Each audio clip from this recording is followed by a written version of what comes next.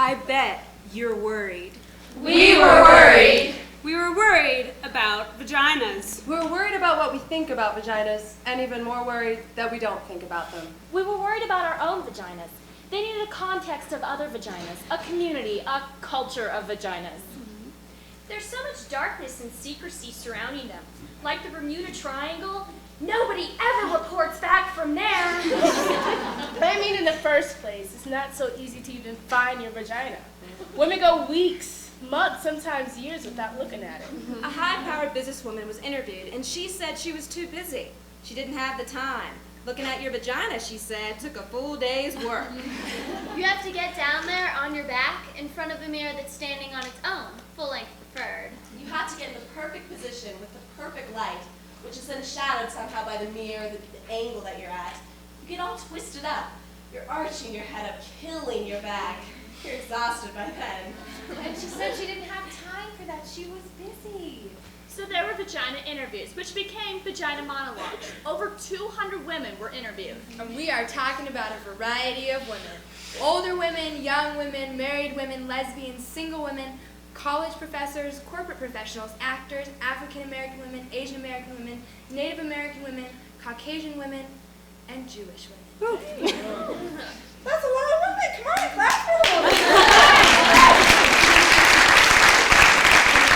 Okay, so at first, women were a little reluctant to talk. They were a little shy, right? But once you got them started, you couldn't stop them. That's right. You see, that's because women secretly love to talk about their vaginas. They do. Mostly because no one's ever asked us before. Let's just start with the word, vagina. It sounds like an infection at best. Maybe a medical instrument. Hurry, nurse, bring me the vagina. Vagina! Vagina. No matter how many times you say it, it never sounds like a word you want to say.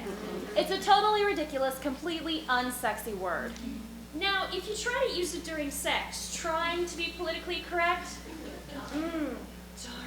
darling, can you stroke my vagina? It kills the act. So we were worried about vaginas, about what to call them or what not to call them. In Great Neck, New York, they call it the pussycat. A woman from there said her mother would tell her, "Don't wear panties underneath your pajamas, dear. You gotta air out your pussycat." In Westchester, they call it a pookie. In New Jersey, a twat. There's powderbox, poochie, poopy, peepee, poopala, punani, a pallida, peachy. Dodie, Dee, Dignity, Nishi, and Monkey Bar. Coochie snatcher, cooter, lobby. Gladys Siegelman. VA. That's right, sister, you can laugh. There's a VA, a wee-wee, a horse spot, or a nappy dugout. A mongo, a mookie, a pajama, a fanny boo, mushmallow, A ghoulie, a possible, a tamale, a totita, a connie. A Mimi in Miami. A splikanish in Philadelphia. and a schmendy in the Bronx. We were worried about vaginas.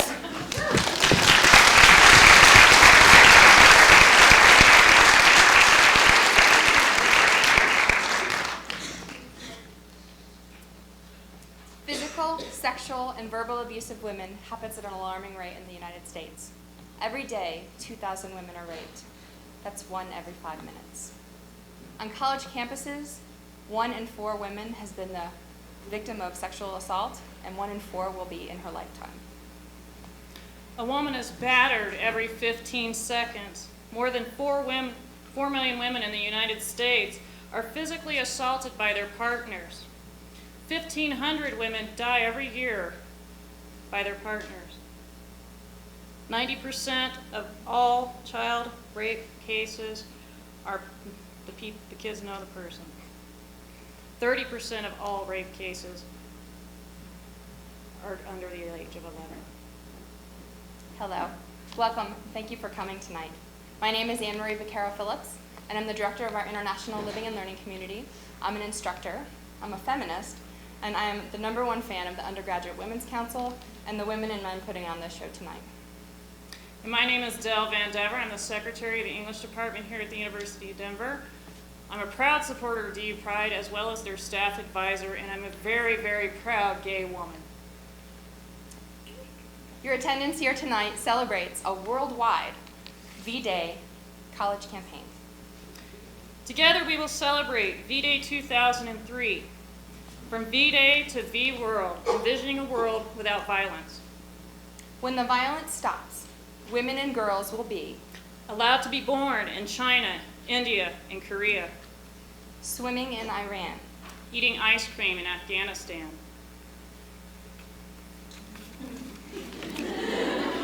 keeping their clitorises in Africa and Asia, openly voting in Jordan, safe at parties on college campuses, playing with toys and not being sold as toys in Asia, the United States, Europe, and Eastern Europe, driving cars in Saudi Arabia, enjoying sex, celebrating desires, loving their bodies, and ruling the world. Thank you.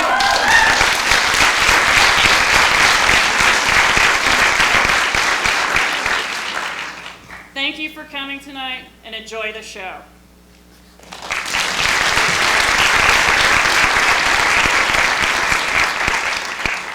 Wow.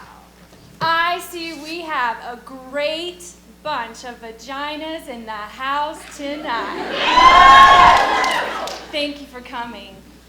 You know, some of the monologues that you will hear tonight are based on one woman's story. And some of the monologues that you'll see tonight are based on several women's stories surrounding the same theme.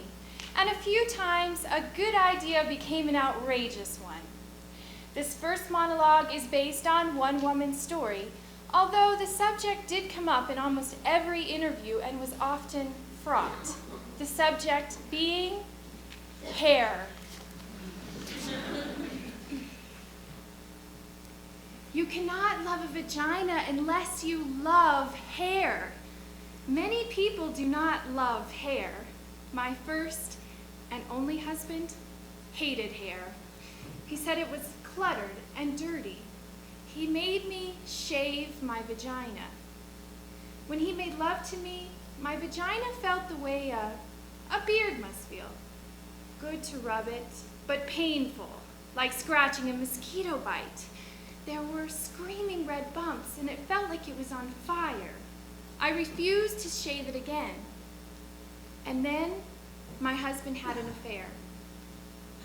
When we went to marital therapy, he said he screwed around because I wouldn't please him sexually. I wouldn't shave my vagina.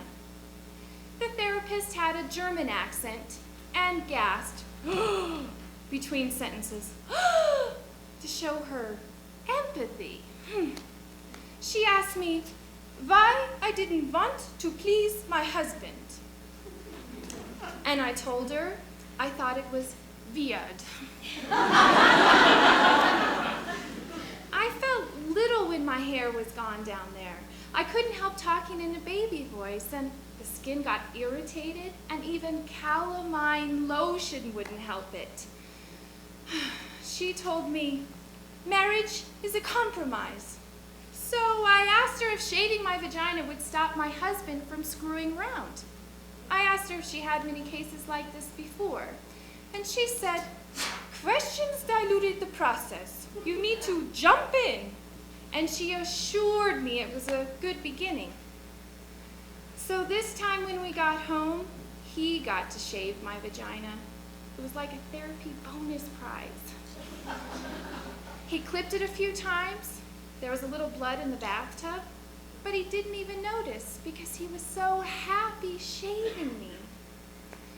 And later when he was pressing up against me, I could feel his spiky sharpness inside me, my naked, puffy vagina. There was no protection. There was no fluff. I realized then that hair is there for a reason. It's the leaf around the flower, the lawn around the house. You have to love hair in order to love the vagina. You can't pick the parts you want. And besides, my husband never stopped screaming. screwing around.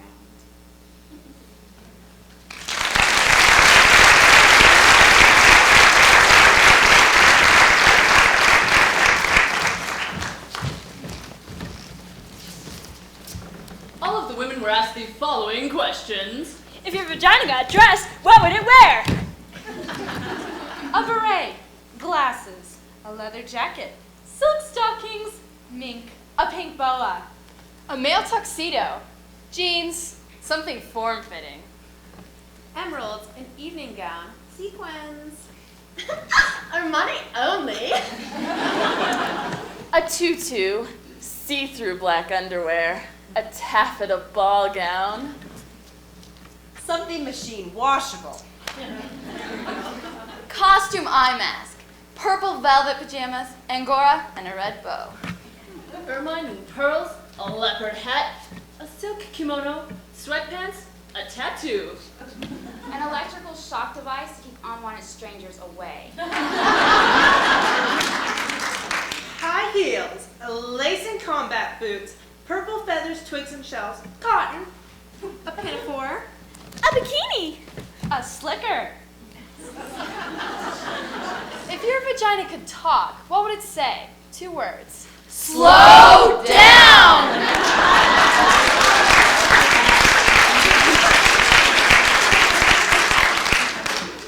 Is that you?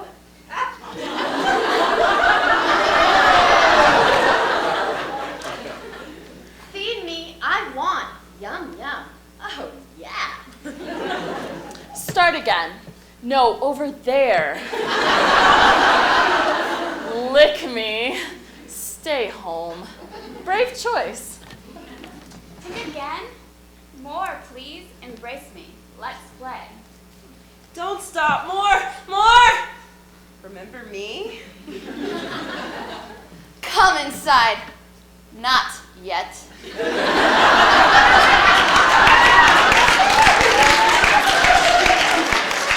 Whoa, mama. Yes, yes. Rock me. Enter at your own risk. Oh God! Thank God! I'm here. Let's go. Find me? Thank you. Bonjour. Too hard. Don't give up. Where's Brian? That's better. Yes, there. Ah, there.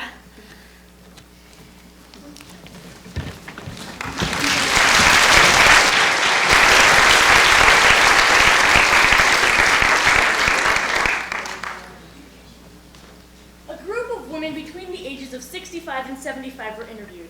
These were probably the most poignant interviews, possibly because many of these women had never had a vagina interview before. One woman who was 72 had never even seen her vagina.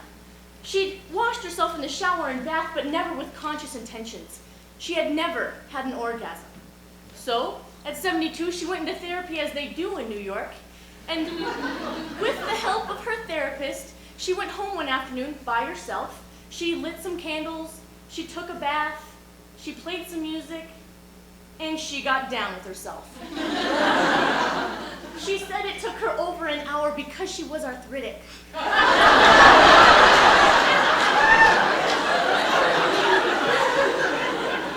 But once she found her clitoris, she said she cried. This monologue's for her. The flood.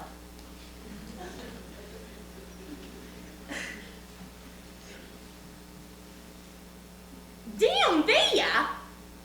Well, I haven't been down there since 1953. No, it had nothing to do with Eisenhower. It's a cellar down there. Trust me, you don't want to go down there. It's very damp, clammy. You get sick, suffocating, very nauseating. The smell of the clamminess and the mildew and everything. It smells unbearable. It gets in your clothes. No, there was no accident down there. It didn't blow up or catch on fire or anything. It wasn't so dramatic. I mean, well, no, never mind. No, No, never mind. I can't talk to you about this. What's a smart girl like you doing going around asking old ladies about the down there's for? We didn't used to do this sort of thing when I was a girl. What? Jesus, okay.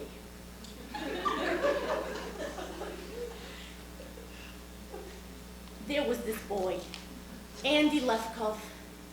He was cute. Well, I thought so, and he was tall like me. And I really liked him. He asked me out for a date in his car. I can't do this. Talk about down there. It's just there, like the cellar. There's rumbles down there sometimes, and you can hear the pipes and things get caught there like little animals. And sometimes it gets wet, and people have to come and plug up the leaks, otherwise the door stays closed. You forget about it. I mean, it's part of the house, but you don't see it or think about it. It has to be there, though, because every house needs a cellar, otherwise the bedroom would be in the basement.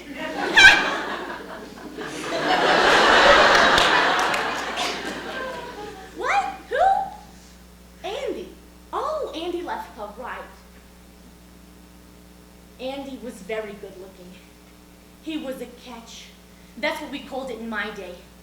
We were there in his car. A new white Chevy Bel Air. I remember thinking my legs were too long for the seat. I have long legs. They were smushed up against the dashboard. I was staring at my big kneecaps, and he kissed me in this take me by control like they do in the movies kind of way. And oh, I got excited.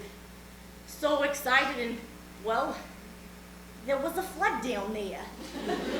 I couldn't control it. It was like this force of passion, this river of life just flooded out of me, right through my panties, right under the car seat of his new white Chevy Bel Air.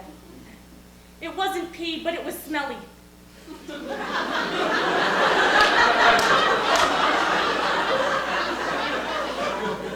frankly, I didn't smell anything at all, but Andy said that it smelled like sour milk, and it was staining his car seat.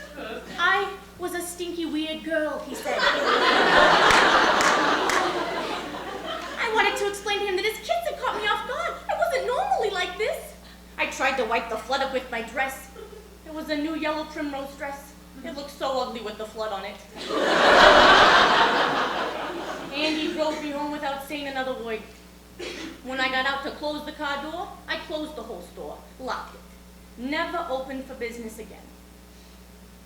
I dated some after that, but the idea of the flooding made me too nervous. I never even got close again. I used to have these dreams. Crazy dreams, they're dopey. Why? Burt Reynolds. I don't know why. He never did much for me in life, but in my dreams, it was always Burt and I. Burt and I, Burt and I. It was always the same general dream. We'd be out, Burt and I, in one of those fancy restaurants like you see in Atlantic City, all big with the chandeliers and thousands of waiters with the vests.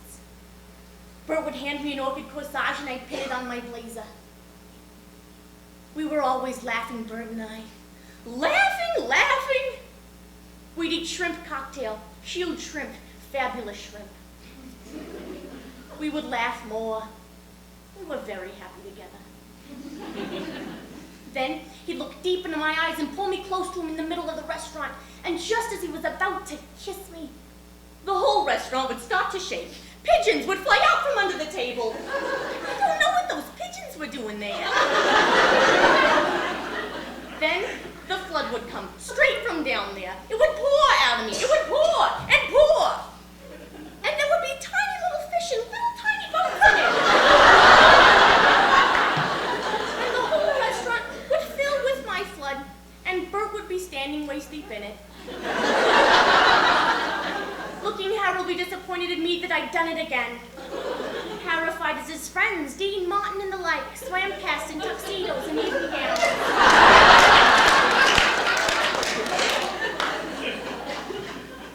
I don't have those dreams anymore, though. Not since they took out just about everything connected with down there. Moved out the uterus, the tubes, the whole works. The doctor thought he was being funny. He said, if you don't use it, you lose it. But really, it was cancer. Everything around it had to go. Highly overrated, right? Who needs it? I've done other things. I love dog shows. I sell antiques. What would it weigh? What kind of question is that? What would it weigh? It would weigh a sign, closed due to flooding.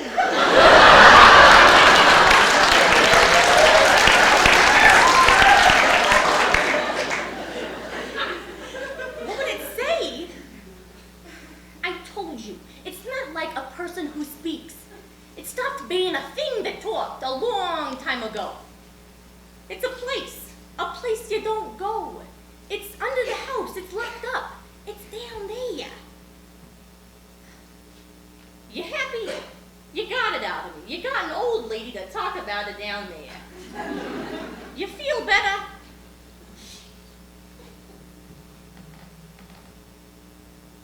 Actually, you're the first person I ever told about this.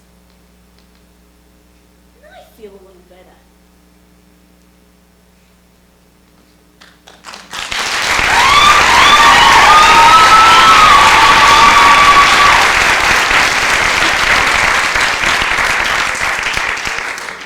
My vagina is a shell, a round, pink, tender shell, opening and closing, closing and opening.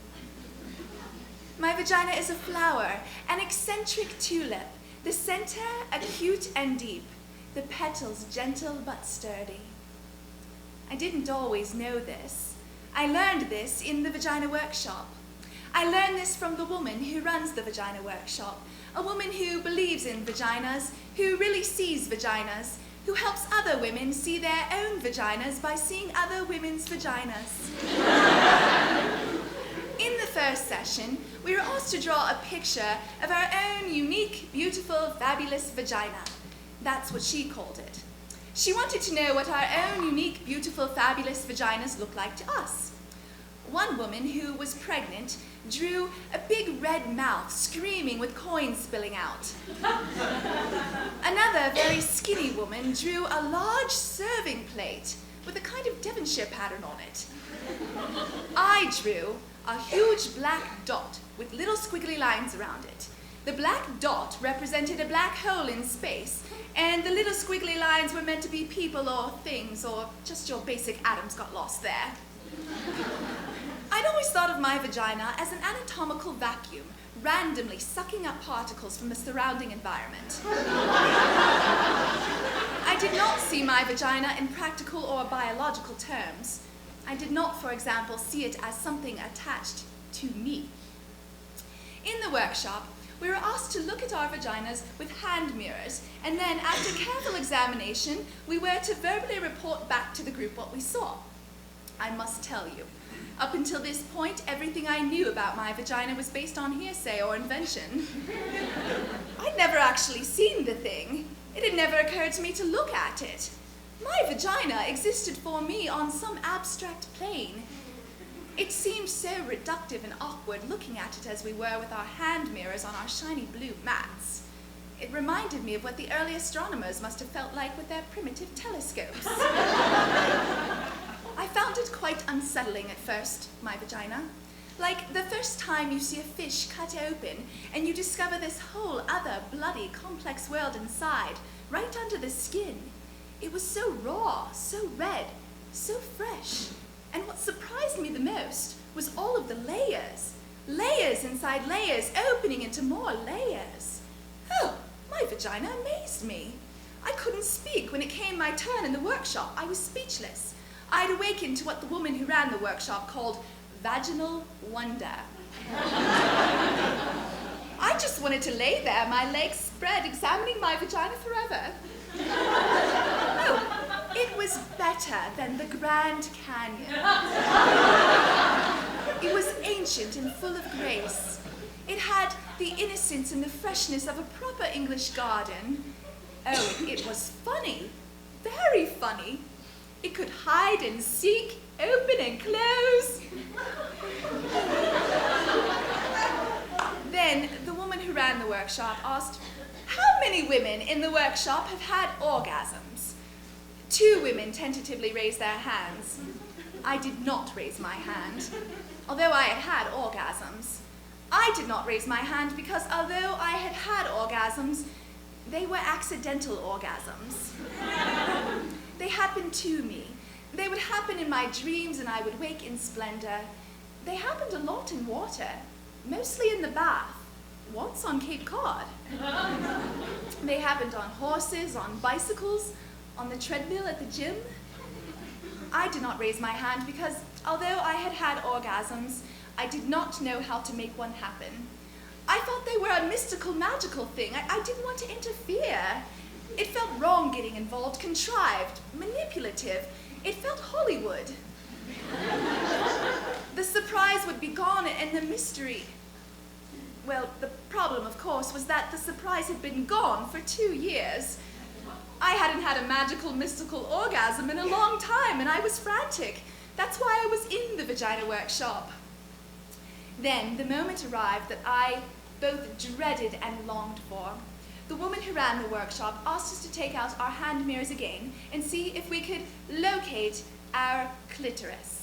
There we were, the group of us women, on our backs, on our mats, searching for our spots, our locus, our reason, and I don't know why, but I started crying.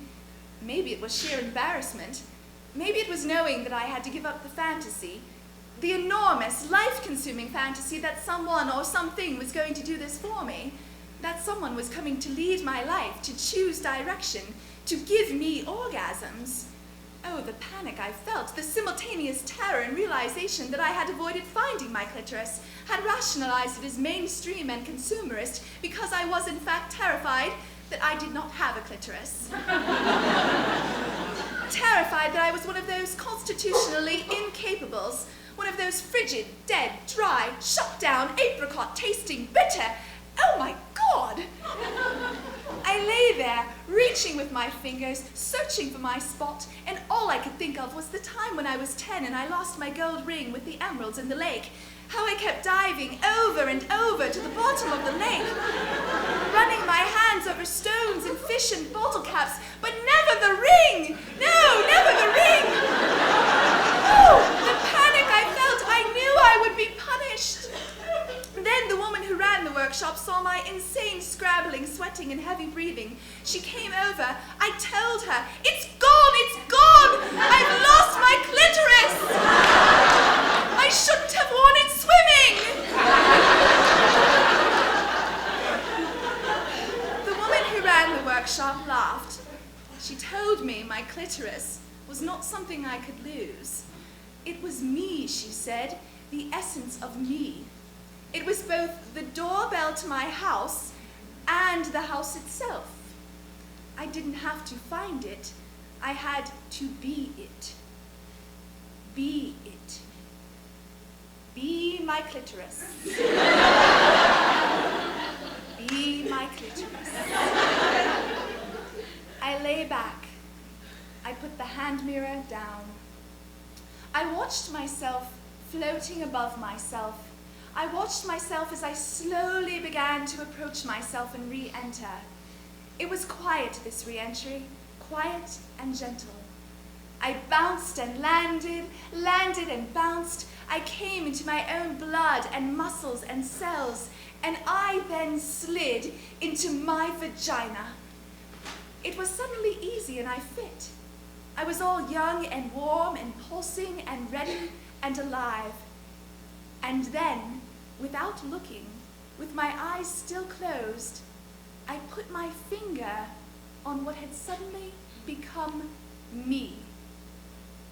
Ooh, there was a little quivering at first, which urged me to stay.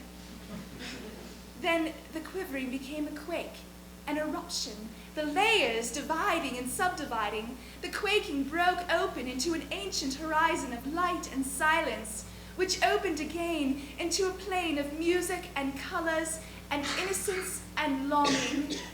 And I felt a connection, a calling connection, as I lay there, thrashing about on my little blue mat. My vagina is a shell, a tulip, and a destiny. I am arriving as I am beginning to leave. My vagina, me.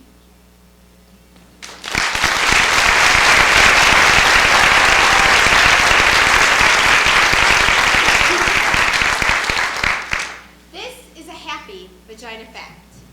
It is from the book Women, An Intimate Geography by Natalie Andre. The clitoris is pure in purpose. It is the only organ in the body designed purely for pleasure. The clitoris is simply a bundle of nerves, 8,000 nerve fibers to be precise. That's a higher concentration of nerve fibers than is found anywhere else in the male or female body, including the fingertips, lips, tongue, and it is twice. Twice. Say it with me now. Twice. All the men in the house. Twice. The number in the penis.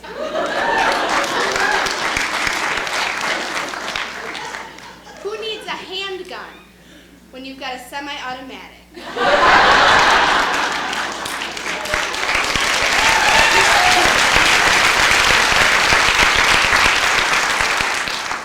This story is based on the interview with a woman who had a good experience with a man because he liked to look at it. Hi. This is how I came to love my vagina. It's embarrassing because it's not politically correct. I mean, I know that should happen in a bath with salt grains from the Dead Sea and you're playing me loving my woman self. I know the story. Vaginas are beautiful. Our self-hatred is only the internalized repression and hatred of a patriarchal culture. It isn't real. Pussies unite. I know all of it. Like if we were raised in a culture where we were taught that fat thighs were beautiful, we would all be pounding down the milkshakes and the Krispy Kremes, lying on our backs, spending our days, thighs expanding. But we didn't grow up in that culture. I hated my thighs, and I hated my vagina even more. I thought it was incredibly ugly. I was one of those women who had looked at it, and from that moment on, I wish I hadn't. It made me sick. I pitied anyone who had to go down there. In order to survive, I pretended there was something else between my legs. I imagined furniture, cozy futons with light cotton comforters, little velvet settees or leopard rugs, or pretty things like silk handkerchiefs, quilted pot holders, or place settings. I grew so accustomed to this that I lost all memory of having a vagina. Whenever a man was inside me, I pictured him inside a mink-lined muffler or a Chinese bowl. Then, I met Bob. Bob was the most ordinary man I had ever met. He was thin and tall and nondescript and wore khaki tan clothes. Bob did not like spicy foods or listen to Prince. He had no interest in sexy lingerie. In the summer, he spent time in the shade. Bob did not share his inner feelings. He didn't have any problems or issues. He wasn't even an alcoholic. Bob wasn't very funny or articulate or mysterious. He wasn't mean or unavailable. He wasn't self-involved or charismatic. He didn't drive fast. I didn't particularly like Bob. I would have missed him altogether if he hadn't picked up my change that I dropped on the deli floor when his hands accidentally brushed mine. Something happened. I went to bed with him. That's when the miracle occurred. Turned out Bob loved vaginas.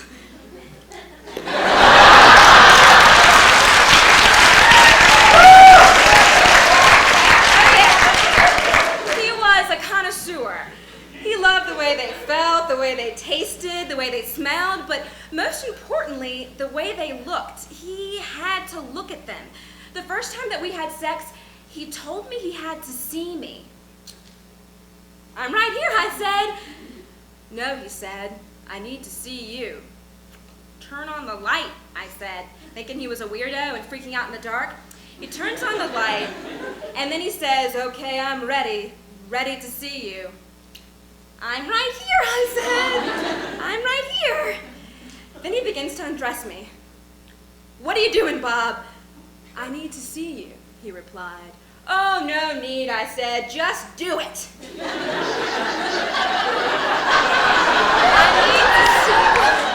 I need to see what you look like. But you've seen a red leather couch before, I said. Bob continued. He wouldn't stop. I wanted to throw up and die. This is awfully intimate, I said. Can't you just do it? No, he said. It's who you are. I need to look. Well, I held my breath, and he looked, and he looked, and he got breathy, and his face changed, and he didn't look ordinary anymore. He looked like a hungry beast. And he says, you're so beautiful, he said, so elegant and deep and innocent and wild. You saw that there? I saw that there, he said, and more, much, much more. Bob continued looking for almost an hour, as if he were studying a map, observing the moon, staring into my eyes, but it was my vagina. And in the light, I watched him looking at me, and he looked so genuinely excited, so peaceful and euphoric. I began to get wet and turned on. I began to see myself the way he saw me. I began to feel beautiful and delicious, like a great painting or a waterfall. Bob wasn't grossed out. He wasn't afraid. And I began to love my vagina. And Bob was there, and I was there with him in my vagina, and we were gone.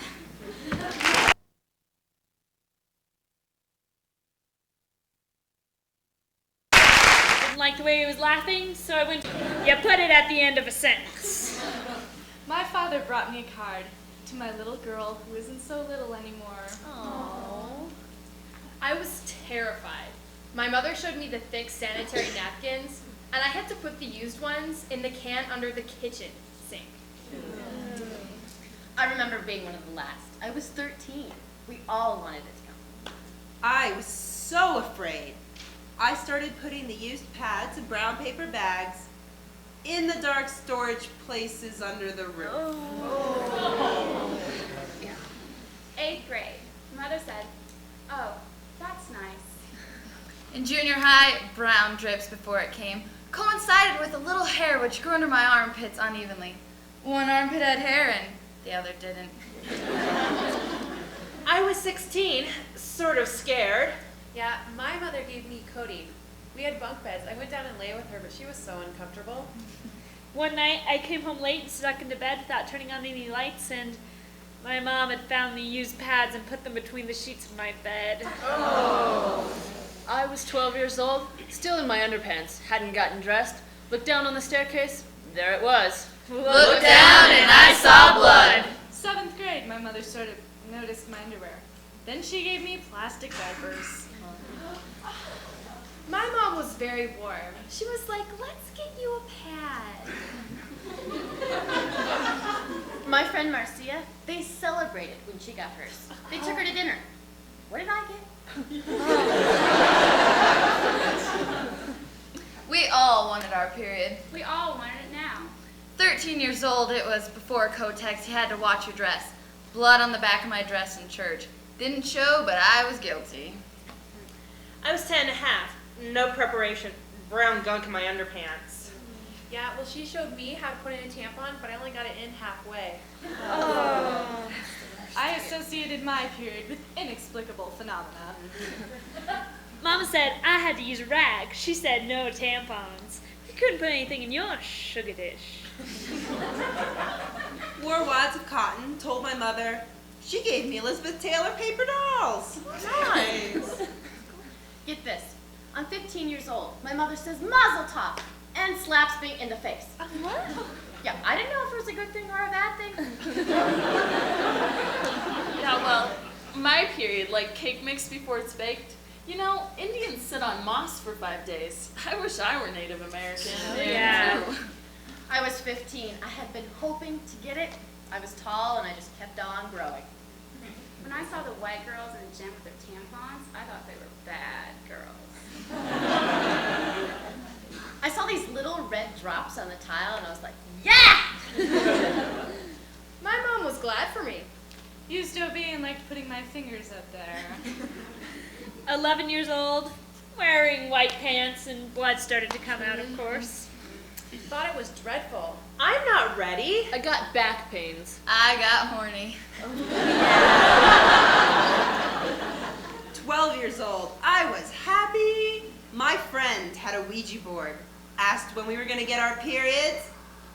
Looked down and I saw blood. Looked down and there it was. I'm a woman! Terrified. Never thought it would come. Changed my whole feeling about myself. I grew very silent and mature. I was 9.5 years old, and I was sure I was bleeding to death. I rolled up my underwear and I just threw them in the corner of my bedroom. I didn't really want to worry my parents. My mother made me warm water and wine, and I just kind of fell asleep. I was in my bedroom in my mother's apartment. I had a comic book collection. My mother said to me, "You mustn't lift your box of comic books." My girlfriends, they told me you hemorrhage every month. My mother was in and out of mental hospitals. She couldn't take me coming of age. Dear Miss Carling, please excuse my daughter from basketball. She has just matured. Okay, well at camp, they told me not to take a bath with my period. They wiped me down with antiseptic. Scared people would smell it. Scared people say I smelled like fish. Throwing up, couldn't eat. I got hungry. You know, sometimes it's very red.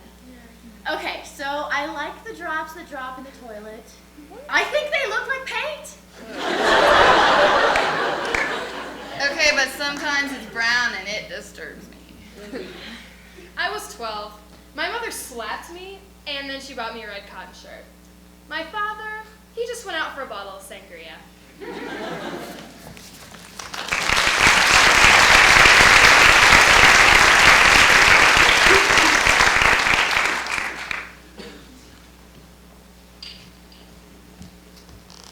This is a not-so-happy vagina fact, found in the New York Times, April 1996.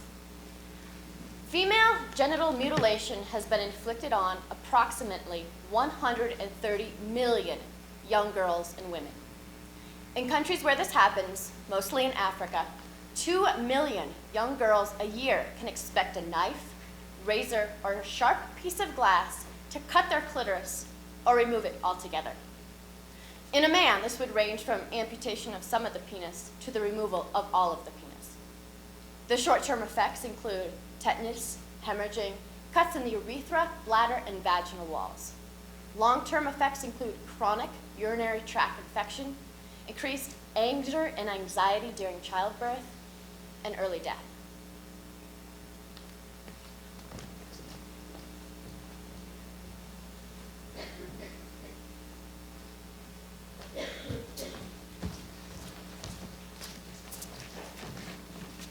In 2000, Eve Ensler traveled to Afghanistan.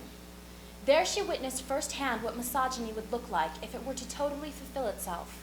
Under the Taliban, women were essentially living the lives of walking corpses. This monologue is for the brave, tender, fierce women of Afghanistan who not only survived, but kept their country alive. This monologue isn't about the burqa, per se. Wearing one is obviously a matter of culture and choice. It is, however, about a time and place where women had no choice. Under the burqa. Imagine a huge, dark piece of cloth hung over your entire body, like you were a shameful statue. Imagine there's only a drop of light, enough to know that there is still daylight for others. Imagine it's hot, very hot. Imagine you're being encased in cloth, drowning in fabric, in darkness. Imagine you are begging in this bedspread, reaching out your hand inside the cloth, which must remain covered, unpolished, unseen, or they might smash it or cut it off. Imagine no one is putting rupees in your invisible hand because no one can see your face, so you do not exist.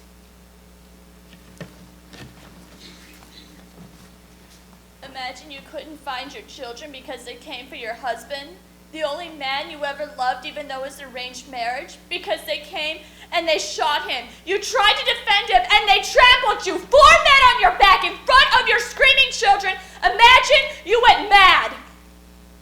But you didn't know you were mad because you hadn't seen the sun in days, and you remembered your 2 daughters vaguely like a dream, the way you remembered Sky.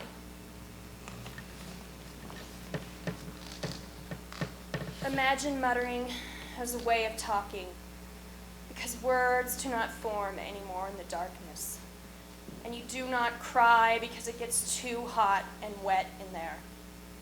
Imagine bearded men that you could only decipher by their smell, beating you because your socks were white. Imagine being flogged in the streets in front of people you cannot see. Imagine no peripheral vision, so like a wounded animal, you cannot defend yourself or even duck from sideward blows. Imagine laughter was banned throughout the entire country and music, and the only sounds you heard were the muffled sounds of the Azoon and the flogged cries of women inside their cloth, inside their dark. Imagine you had no place to live. Your only roof was the cloth as you wandered the streets, and this tomb was getting smaller and smellier every day. You were beginning to walk into things. Imagine suffocating while you were still breathing. Imagine you could no longer distinguish between living and dying. So you stopped trying to kill yourself because it would be redundant. Imagine me inside of the darkness in you. I am caught there. I am lost there. Inside the cloth, which is your head, inside the dark we share. Imagine you can see me. I was beautiful once. Big, dark eyes. You would know me.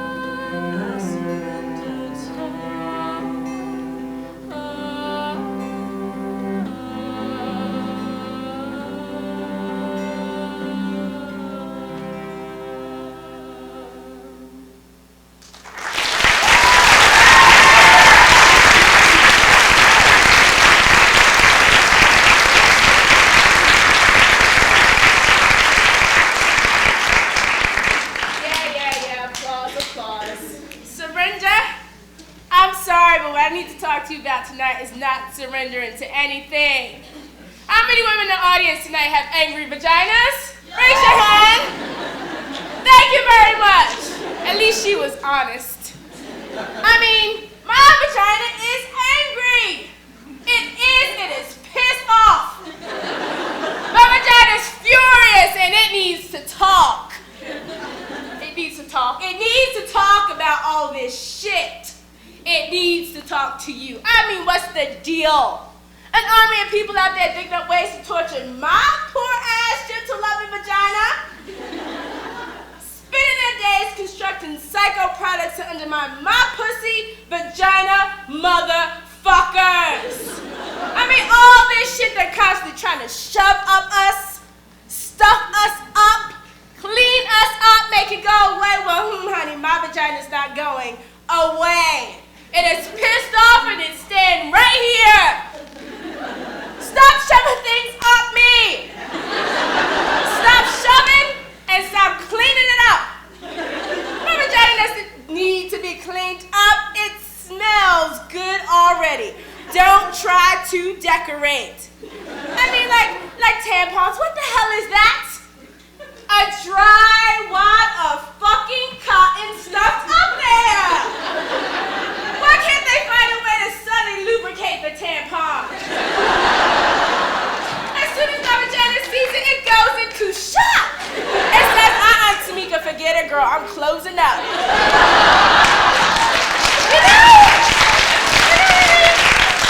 You have to work with the vagina.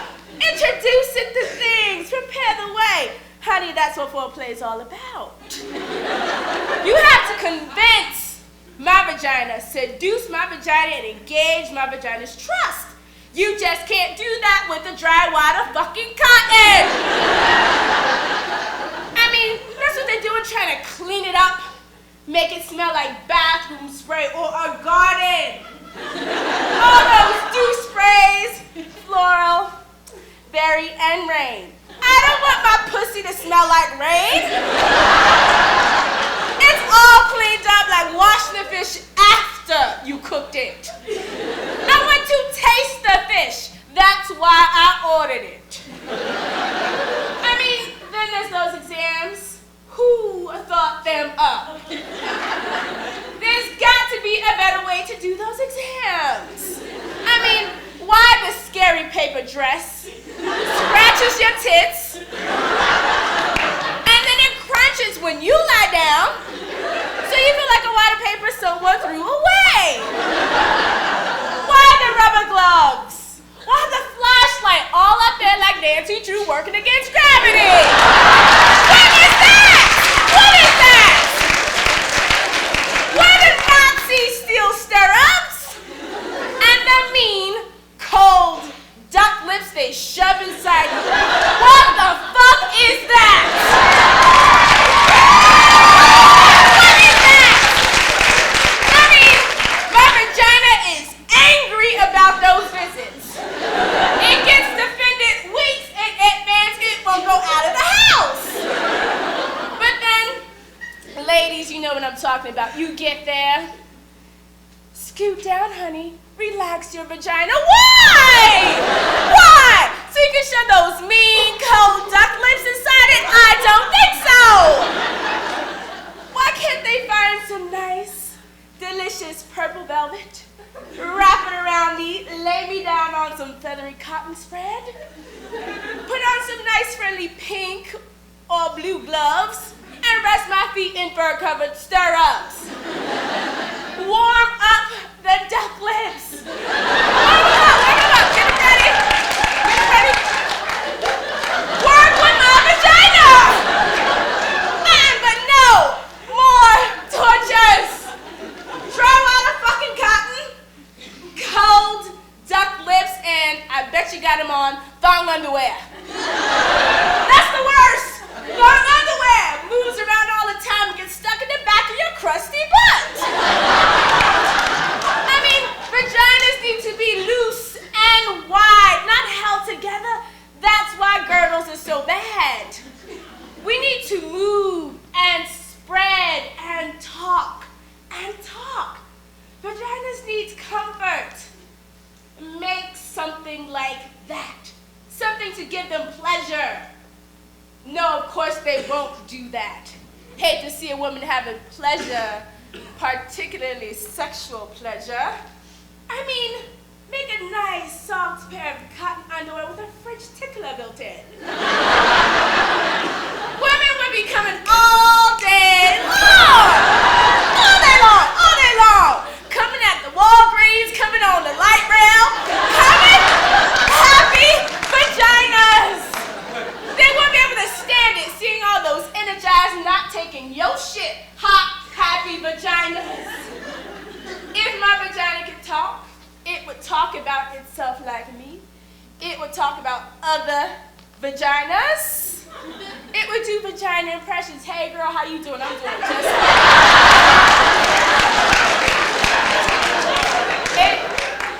It would wear Harry Winston diamonds. No clothing, just they're all draped in diamonds. You see here, my vagina helps release a giant baby. It thought it would be doing more of that, and it is not. Now it wants to travel, does not want a lot of company. Please don't even give me your phone number after the show. It wants to read and know things and get out more. It wants sex. It's hungry for sex. It wants to go deeper. Always wants to go deeper. It also wants kindness. It wants change. It wants silence and freedom and gentle kisses and deep liquids and warm touch. It wants chocolate. It wants to scream. It wants to stop being angry. It wants to come. It wants to want. It wants. My vagina, well, my vagina, it wants everything.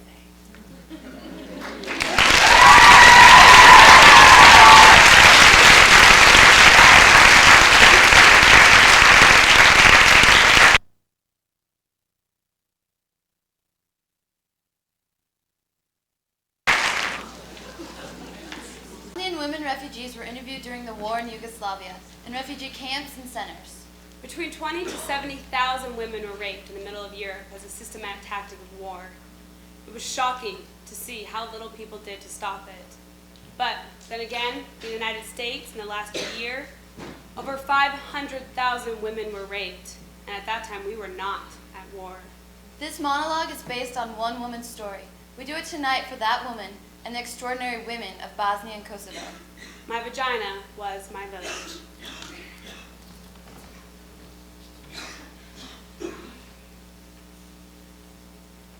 My vagina was green, water-soft pink fields, cows mooing, sun resting, sweet boyfriend touching lightly with a soft piece of blonde straw. There is something between my legs. I do not know what it is. I do not know where it is. I do not touch. Not now.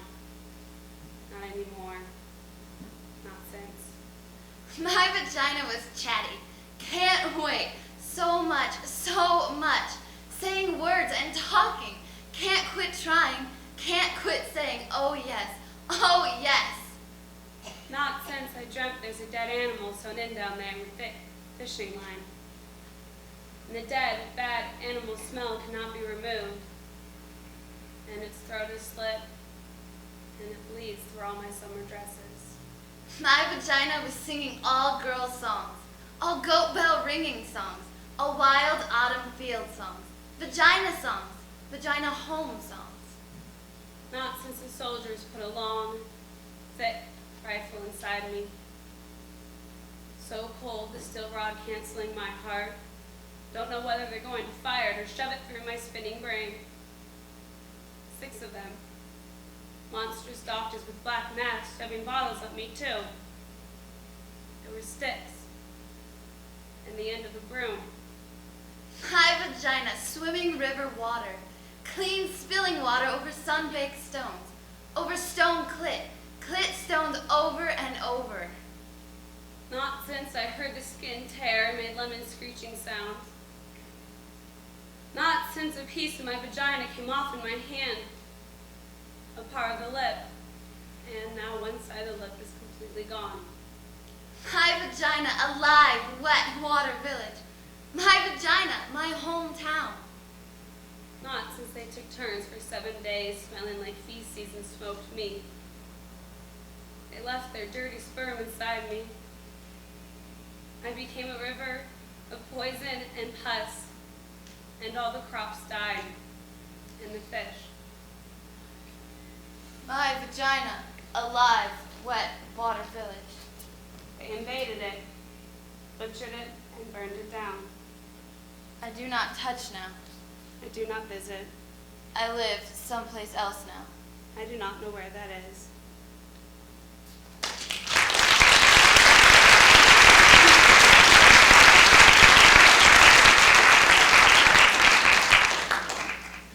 In hundreds of interviews with homeless women over the last 13 years, only one of them was not sexually abused as a little girl or raped as a young woman.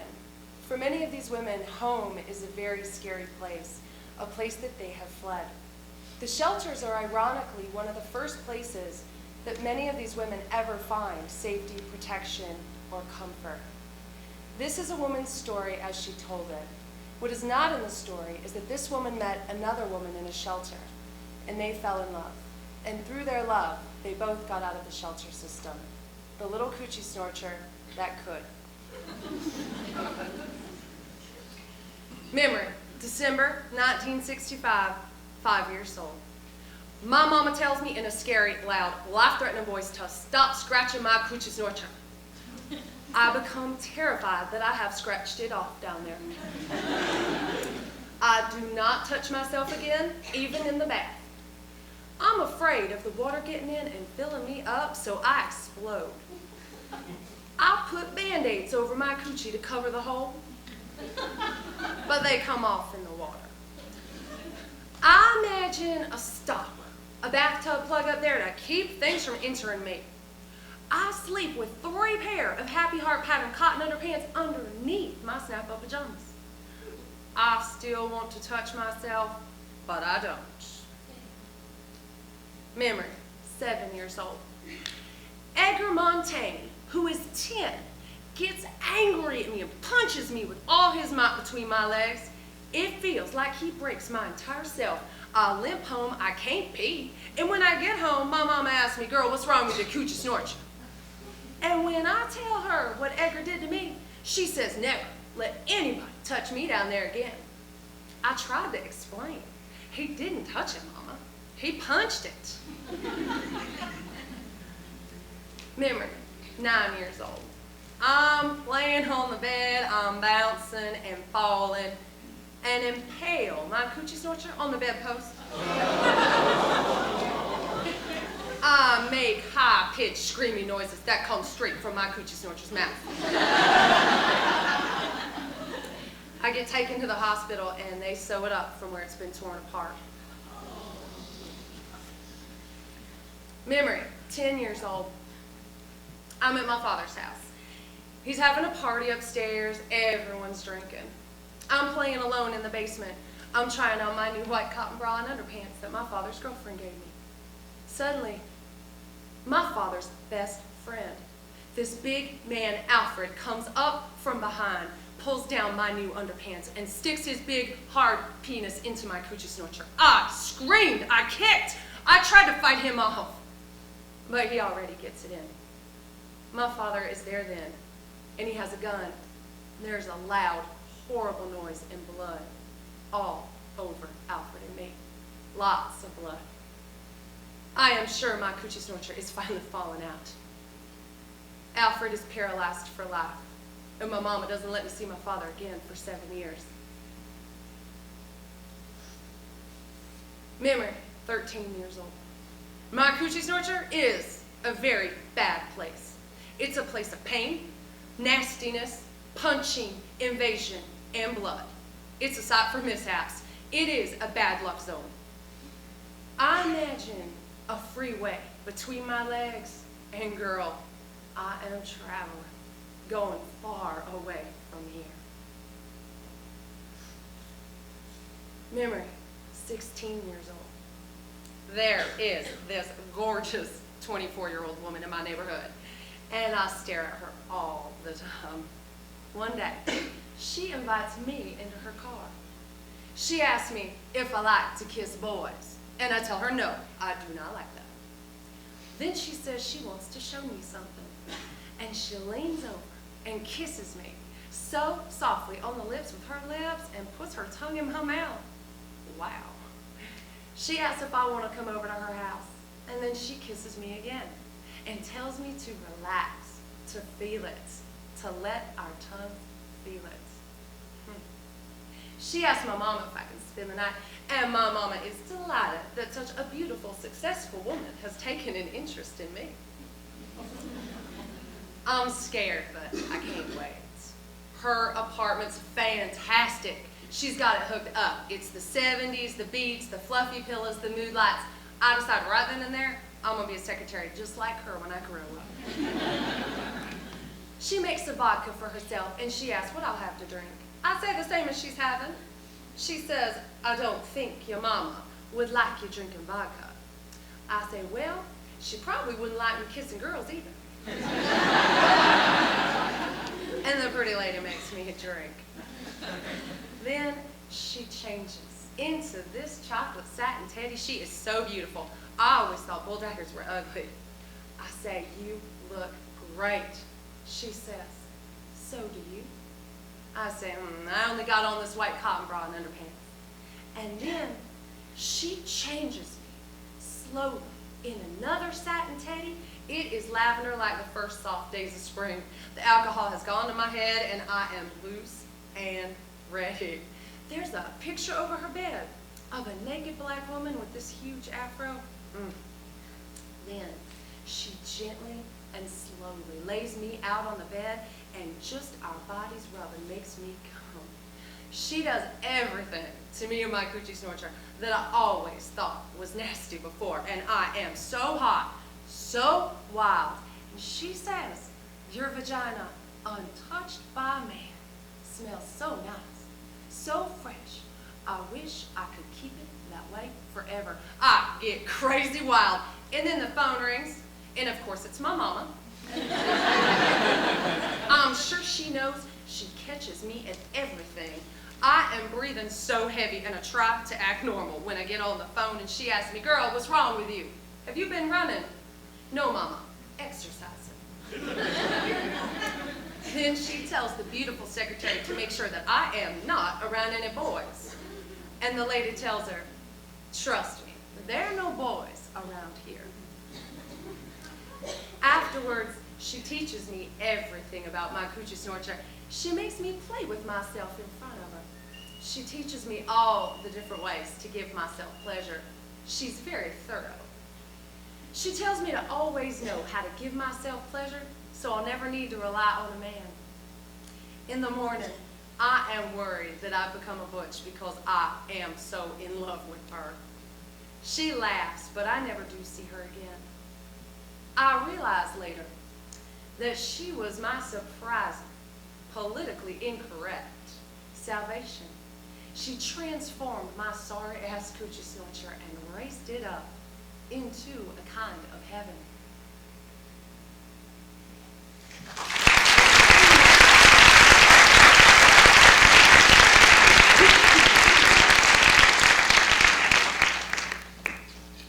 This monologue is based on interviews by Eve Ensler with women from the Oglala Nation on the Pine Ridge Reservation in South Dakota. Their stories reflect the challenges that Native women face every day, living in isolation and without resources. According to the U.S. Bureau of Justice Statistics, the average annual rate of rape and sexual assault among American Indian women is 3.5 times higher than all other races. Crooked braid.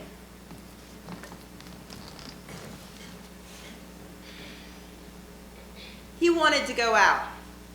He said to me, "You stay home." I said, "I wanted to go out." He said, "You have a baby." I said, "It's our baby." I laid the baby down. He probably felt my tension because he was whimpering, the baby. I looked up and he slapped me. My husband. Not a blast that knocks your eyes blue. That came later. It was a smack, a hard domestic smack. He looked at me. He was smiling. I couldn't believe it. He was smiling. He slapped me again. His father was vicious to his mother. I saw him smile. What was that? He was the nicest person. He had long black hair, combing his long hair when we made love. It got loose before. He took me to the dinner, made me go out with his boss. I didn't want to go. He kicked me under the table, told me to look happy, told me to smile. I smiled. He kicked me again, asked me who I was trying to fuck, asked me to stop coming on to everyone. I stopped smiling. He kicked me again. This went on and on. Outside the restaurant, he grabbed my hair and pulled me to the curb. It had been snowing. He buried me in the snow and pounded me in the gutter. The snow was melting. It was sloppy and mud. My hair felt like it was bleeding. He was drinking. I was too. I must have blacked out. I woke up in the hospital after 5 brain surgeries. My hair was gone. They shaved it off. I had to relearn to talk and move my arms. It took me 4 months to remember how to cook breakfast. I remember putting the egg in the frying pan with the bacon. I knew the egg felt right, I just didn't remember to crack it open. Just the egg in the frying pan in its shell. My head was bald. After 18 years, he beat me in the morning. When he was so nice again, I would braid his long hair. I would take my time like I cared so much, and I would do it perfectly crooked. I would make the hairs so they would stand up, all crazy like. Then he'd go forgetting that the bruises on my face were his handprints. He'd walk all cocky in the street, all macho in the road. But his braid would be so crooked and look so stupid and wrong. This shouldn't have made me that happy. It really just shouldn't have made me that happy. Heard that he was out with a woman, making love, and she was fluffing his hair when he was wild on top of her. He came home much later, and his hair was braided up all right and tight. He passed out from drinking. Then I got up with scissors and slowly walked to him and just cut the braid off. Completely off, and put it in his hand. So that when he woke up, he screamed, "What the fuck? I'm gonna kill you!" And he jumped up. But I had tied his shoes together so he couldn't run. I didn't go back to him for 3 years, until I knew his hair had grown out again. I didn't want to have sex with him. He was drunk. I was just a piece of meat. To him, a big hole. I tried to pretend I was asleep. He elbowed me, jerked me, pulled me up. I remember thinking, just get it over with. He was soft. It kept pumping and pumping until I got sore. I said it didn't feel good. And he said, "Who were you with? Was he bigger than me? Did you like it? See, you're like a mouse with a lion. You have to move fast to the door." He picked me up like I was a rag. His eyes were numb. I could hear my son screaming. His mouth was open, and his tonsils, I could see his tonsils. My husband beat the shit out of me.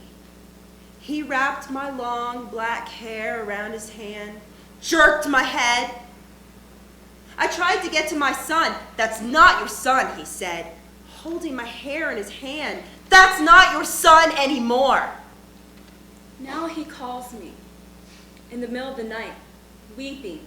He didn't mean to beat his wife. He didn't mean to batter her.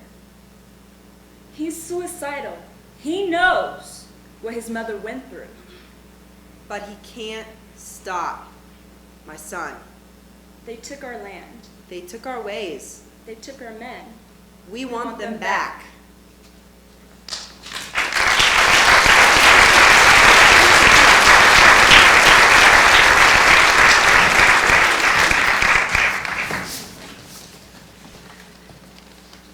What does your vagina smell like? Earth. Wet garbage. God. Water. A brand new morning. Depth, sweet ginger, sweat. Depends.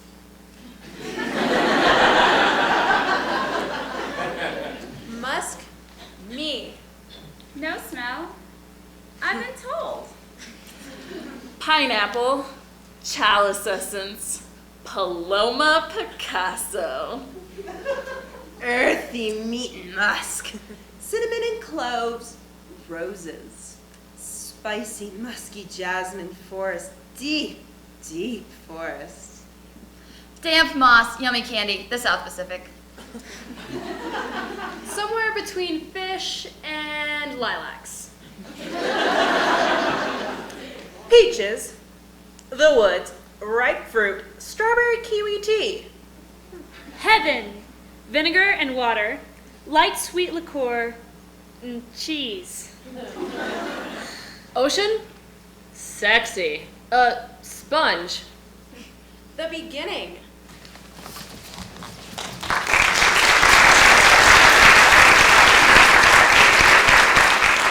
What's up, y'all? How those ginas doing? All right, so this one is an outrageous vagina fact from the book Technology of Orgasm by Angela Maines. I bet you didn't know that it is illegal to sell vibrators in the following states: Ohio, Arizona, Arkansas, Georgia, and let's not forget Texas. Did you know that if you're caught with intent to sell, you could face up to a $10,000 fine and up to a year of hard labor? The best part is that it's completely legal to sell handguns in all of these states. But we have yet to hear of a mass murder that was committed with a vibrator.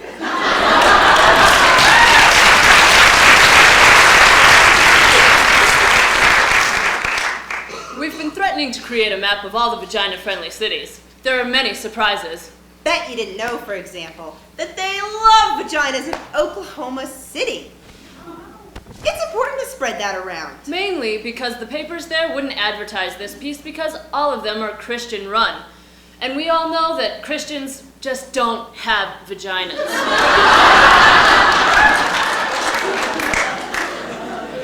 But a wonderful vagina fairy tale occurred. That's a VFT. They're happening in cities all over the world. A group of fabulous women from Oklahoma City with hairdos became subversive. They handed out pocketbook-sized flyers in the parking lots of beauty salons and supermarkets telling people to come to the Vagina Monologues. They only advertised on subversive systems like email. By the third night, women were pulling up in pickup trucks with their own chairs.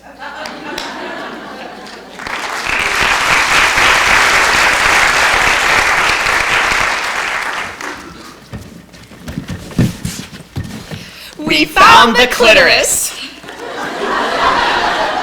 It was just sitting there, hiding, waiting to be found. It wanted to be found, but it was a little nervous, a little scared. It didn't want to be found by the wrong guy. I'm not the wrong guy. He is not the wrong guy. I met her and I could tell she was perfect. She smiled shyly, walked confidently, had a great sense of humor, and a killer smile. He was so hot. His hair, his eyes, I could just tell I was in for an exciting ride. But when we got home that night, she was timid. She told me not to touch her down there. She told me there was nothing alive down there for me to touch. I didn't think there was. Other guys had tried and come up with nothing. Too many other guys. I was resigned to the fact that I had no clitoris. Sex felt good, but I had no clitoris. I was never going to orgasm. I told him that. I just wanted him to get started.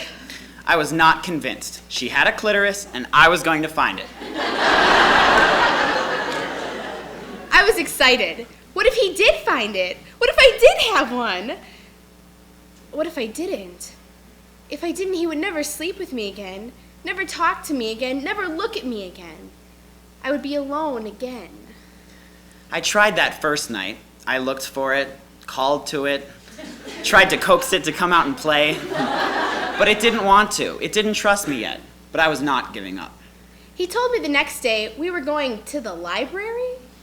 When we got there, he checked out all of the books they had on sex and the female anatomy. All of them. 138 books. I was determined. What can I say? We tried again that night. Still nothing. I'd only gotten through 3 books. The next day, we went to a porn shop. I was a little uncomfortable. I wasn't. He bought more books and some movies. I did not think this was going to help. It was worth a shot. I was right. Nothing. She was getting discouraged, but I was not giving up. This went on for a week. It took God 7 days to make the world, and it took me 7 days to find the clitoris. He found it on the 7th day. It trusted me. I was gentle. I called to it, I talked with it, I played with it. I loved it. It was hidden before, but it came out for him. It was just underneath the trap door. It loved him. It loves him. I knew it would.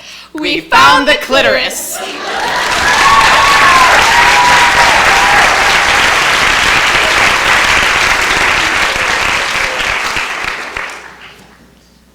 They are wild for vaginas in Pittsburgh. It's almost a vagina holiday zone. Who knew? A woman from Pittsburgh was obsessed about a particular word, a pejorative word used to describe the vagina. Her mission was to reconceive this word, reclaiming cunt.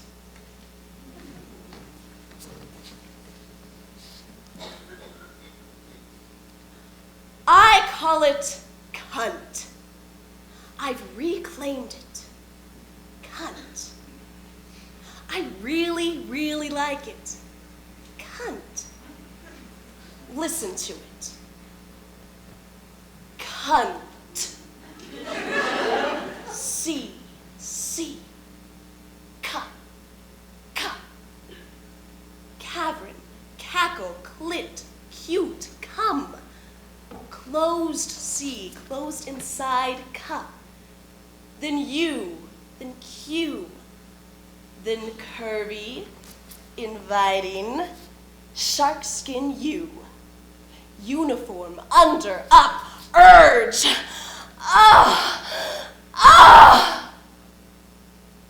You. Then N. Then cun. Snug letters fitting perfectly together. Cun. Nest. Now. Nexus. Nice. Nice. Always depth. Always round and uppercase. Cun. Cun. N. A jagged, wicked electrical pulse.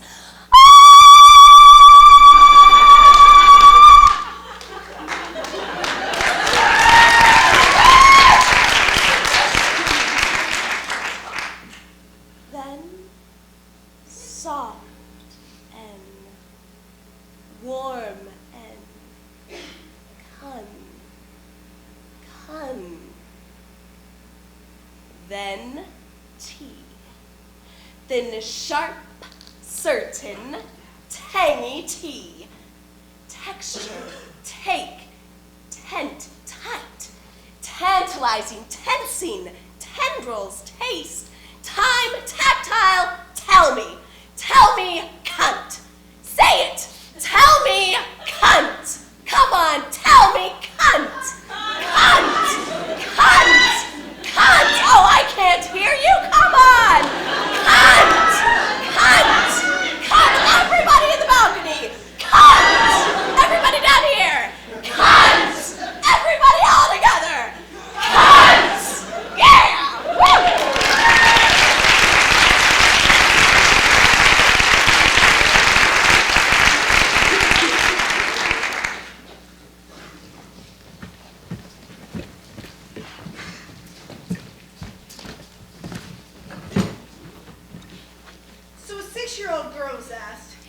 vagina got dressed, what would it wear? Red high tops. And a Mets cap turned backwards. Oshkosh bagosh. And a tutu. If it could speak, what would it say? It would say words that begin with V and T. Turtle and violin are examples. What does your vagina remind you of?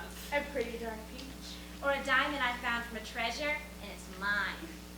What's so special about your vagina? Somewhere deep inside, it has a really, really smart brain. My brother doesn't have one. What does your vagina smell like? Snowflake.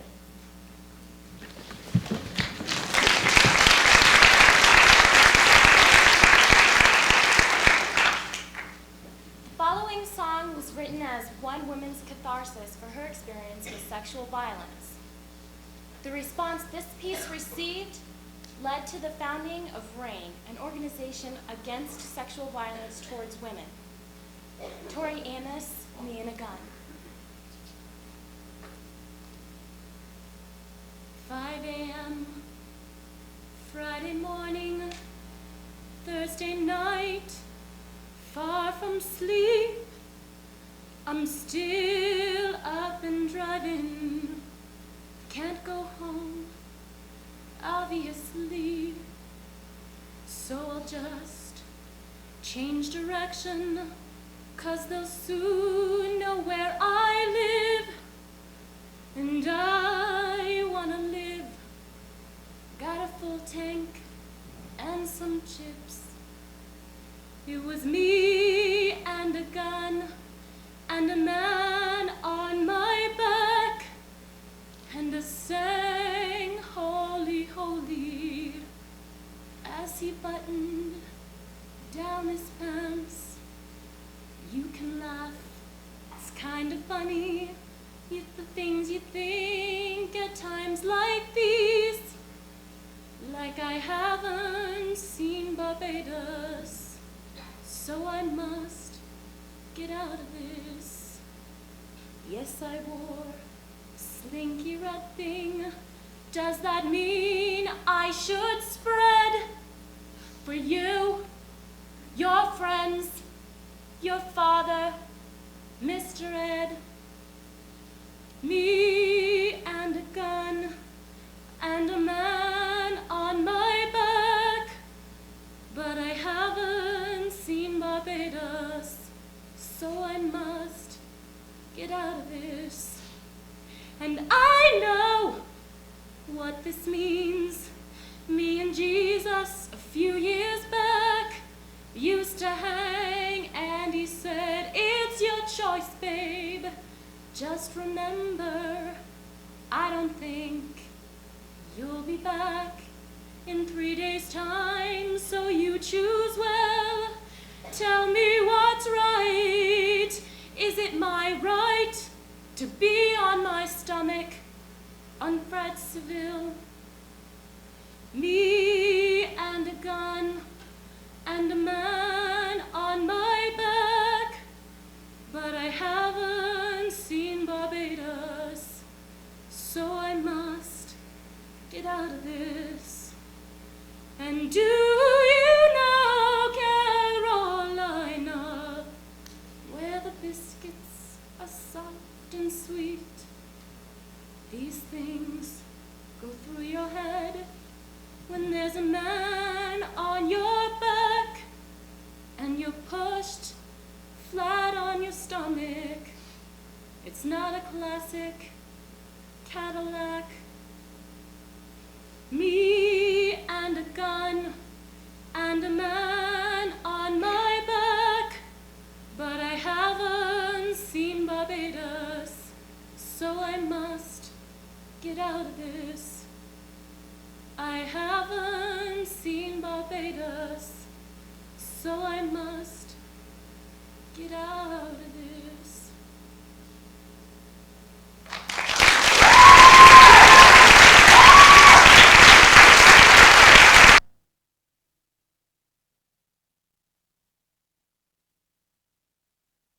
Down. My short skirt is not a legal reason for raping me. Although it has been before, it will not hold up in the new court. My short skirt believe it or not, has nothing to do with you. My short skirt is about discovering the power of my lower calves. About cool autumn air traveling up my inner thigh. About allowing everything I see or pass or feel to live inside. My short skirt is not proof that I am stupid or undecided or a malleable little girl. My short skirt is my defiance. I will not let you make me afraid.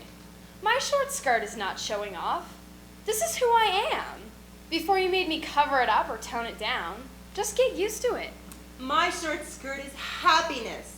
I can feel myself on the ground. I am here.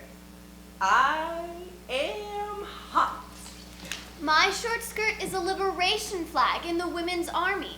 I declare these streets, any streets, my vagina's country. My short skirt is turquoise water with swimming colored fish. It's a summer festival in the starry dark. It's a bird calling. It's a train arriving in a foreign town. My short skirt is a wild spin, a full breath, a tango dip. My short skirt is initiation, appreciation, excitation. But mainly, my short skirt and everything under it is mine, mine, mine!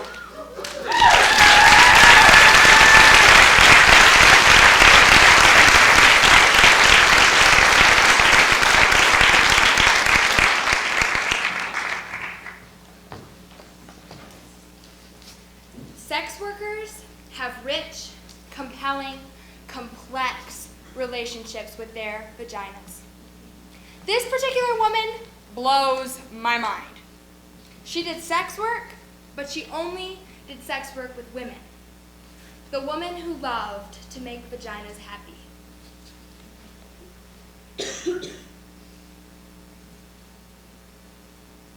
I love vaginas. I love women. I do not see them as separate things. Women pay me to dominate them, to excite them, to make them come. I did not start out like this. No. To the contrary, I started out as a lawyer. But then, in my late 30s, I became obsessed with making women happy. It started out as a mission of sorts, but then I got involved in it. Got very good at it. Kind of brilliant. I started getting paid for it. It was as though I had found my calling. I wore outrageous outfits when I dominated women. Lace, silk, leather. And I used props. Handcuffs, rope, whips, dildos. There was nothing like this in tax law. There was no excitement, there were no props, and I hated those blue corporate suits. Although, I do use them now from time to time in my new line of work, and they serve quite nicely. There was no excitement in corporate law. There was no wetness, no dark, mysterious foreplay. There were no erect nipples, no delicious mouths. But mainly there was no moaning.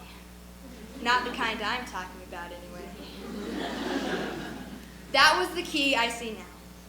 Moaning was the thing that ultimately seduced me, got me addicted to making women happy.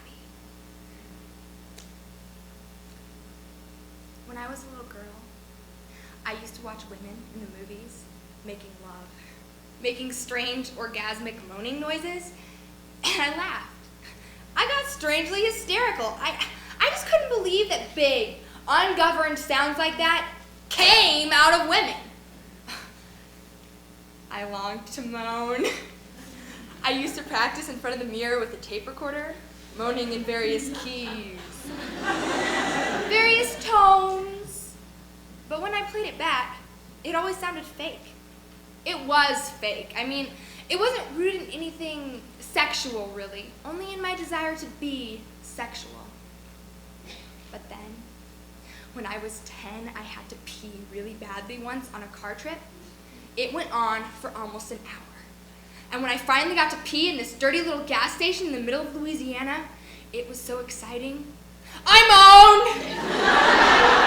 I moaned as I peed! I couldn't believe it! Me moaning in a Texaco station! I realized right then that moans are connected with not getting what you want right away, with putting things off. Moans are best when they take you by surprise, when they come from that hidden, mysterious part of yourself that's speaking its own language. Moans are, in fact, that language. I became a moaner. It made most men anxious. Frankly, it terrified them. I was loud, and they couldn't concentrate on what they were doing. They'd lose focus, and then they'd lose everything. We couldn't make love in people's homes. The walls were too thin. I got a reputation in my building, and people stared at me with contempt on the elevator. Men called me too intense. Some said I was insane. I began to feel bad about moaning. I became quiet and polite. I made noise into a pillow. I learned to choke my moan. Hold it back like a sneeze. I began to get headaches and stress-related disorders. I was becoming hopeless when I discovered women. I discovered that most women loved my moaning. But more importantly, I discovered how deeply excited I got when other women moaned. When I was responsible for other women moaning. I made love to quiet women. And I found this place inside them, and they shocked themselves in their moaning. I made love to moaners. And they found a deeper, more penetrating moan. You know, it was a science. A kind of delicate surgery. Finding the exact tempo, the exact location, or home of the moan. That's what I called it. Sometimes I found it over a woman's jeans. Sometimes I snuck up on it, off the record, disarming the surrounding alarms and moving in. Sometimes I used force, but not violent, oppressive force. More like, I'm gonna take you somewhere, lay back and enjoy the ride kind of force. Sometimes it was simply mundane. I found it before things even got started, while we were eating salad or chicken. Just right there in the kitchen, real simple, with my fingers. All mixed in with the balsamic vinegar. Sometimes I use props. I love props. And sometimes I made the woman find her own moan in front of me. I wasn't fooled by the minor, more obvious moans. No. I pushed her further, all the way into her power moan.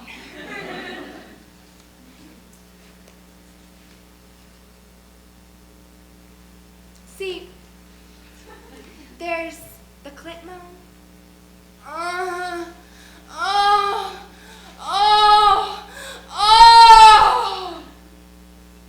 There's the vaginal moan.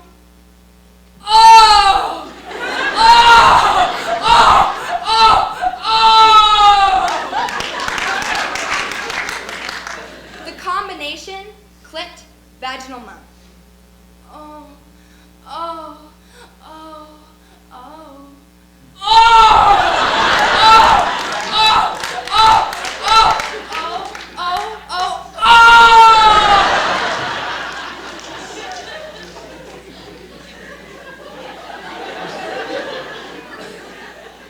There's the almost moan.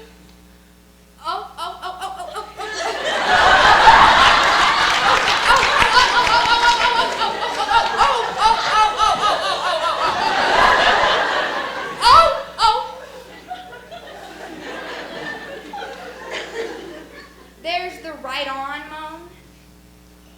Oh! Oh! Yeah! Right there! Right there! Right there! Right there! Right there! Right there! Right there!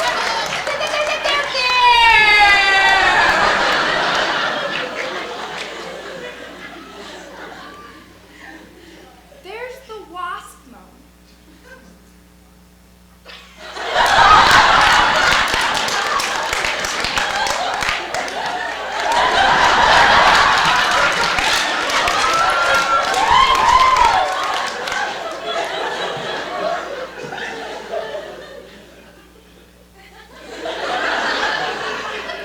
There's the African American moan. Oh, shit! Oh! Oh! Oh! Yeah! Oh! There's the sophisticated moan.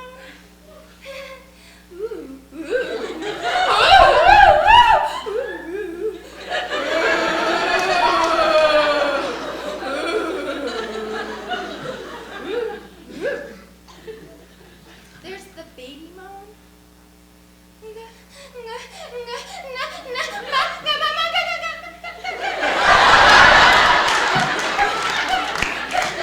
Oh,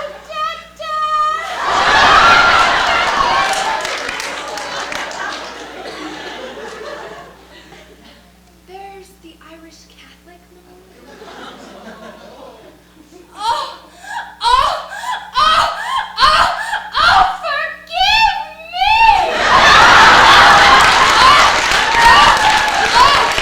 Oh, forgive me!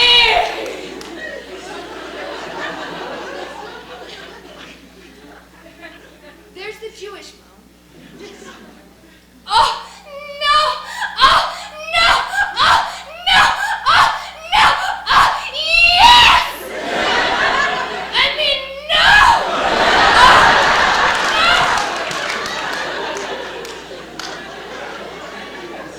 There's the doggy moan.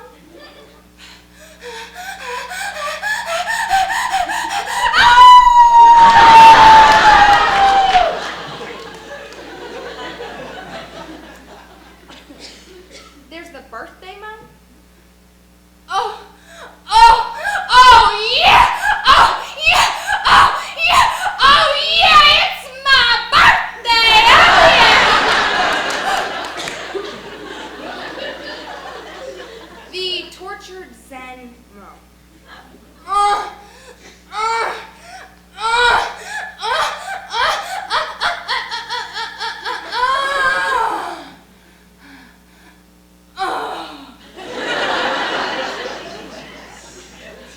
There's the semi-virginal moan. Oh, ow, oh, ow, oh, ow, oh, ow, ow, ow, ow, ow, ow, ow, ow, ow, oh. Is that it?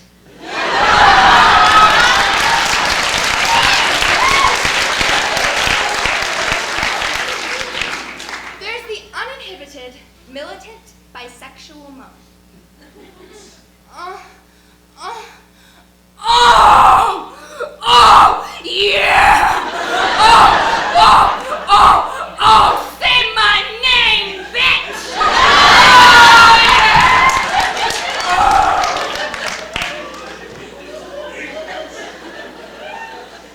There's the my roommate's home and I don't want her to hear us moan.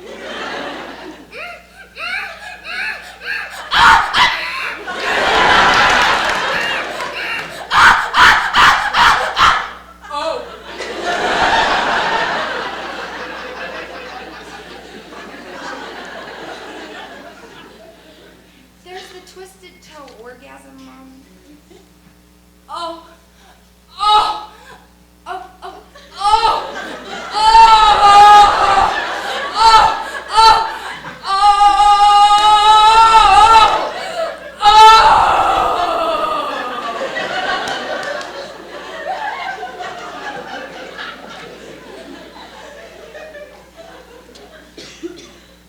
the surprise triple orgasm moan.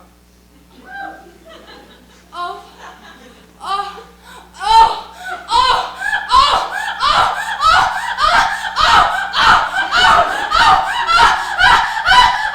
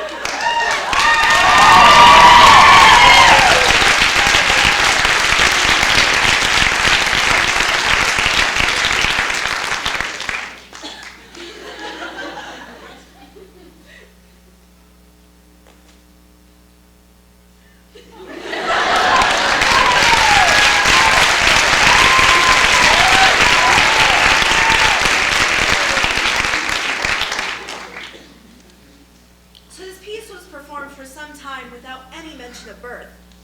It was a bizarre omission. But then again, a male journalist recently asked, what's the connection? Our author, Eve Ensler, was present for the birth of her granddaughter. She was in awe of vaginas before that moment. She's in deep worship now. I was there in the room.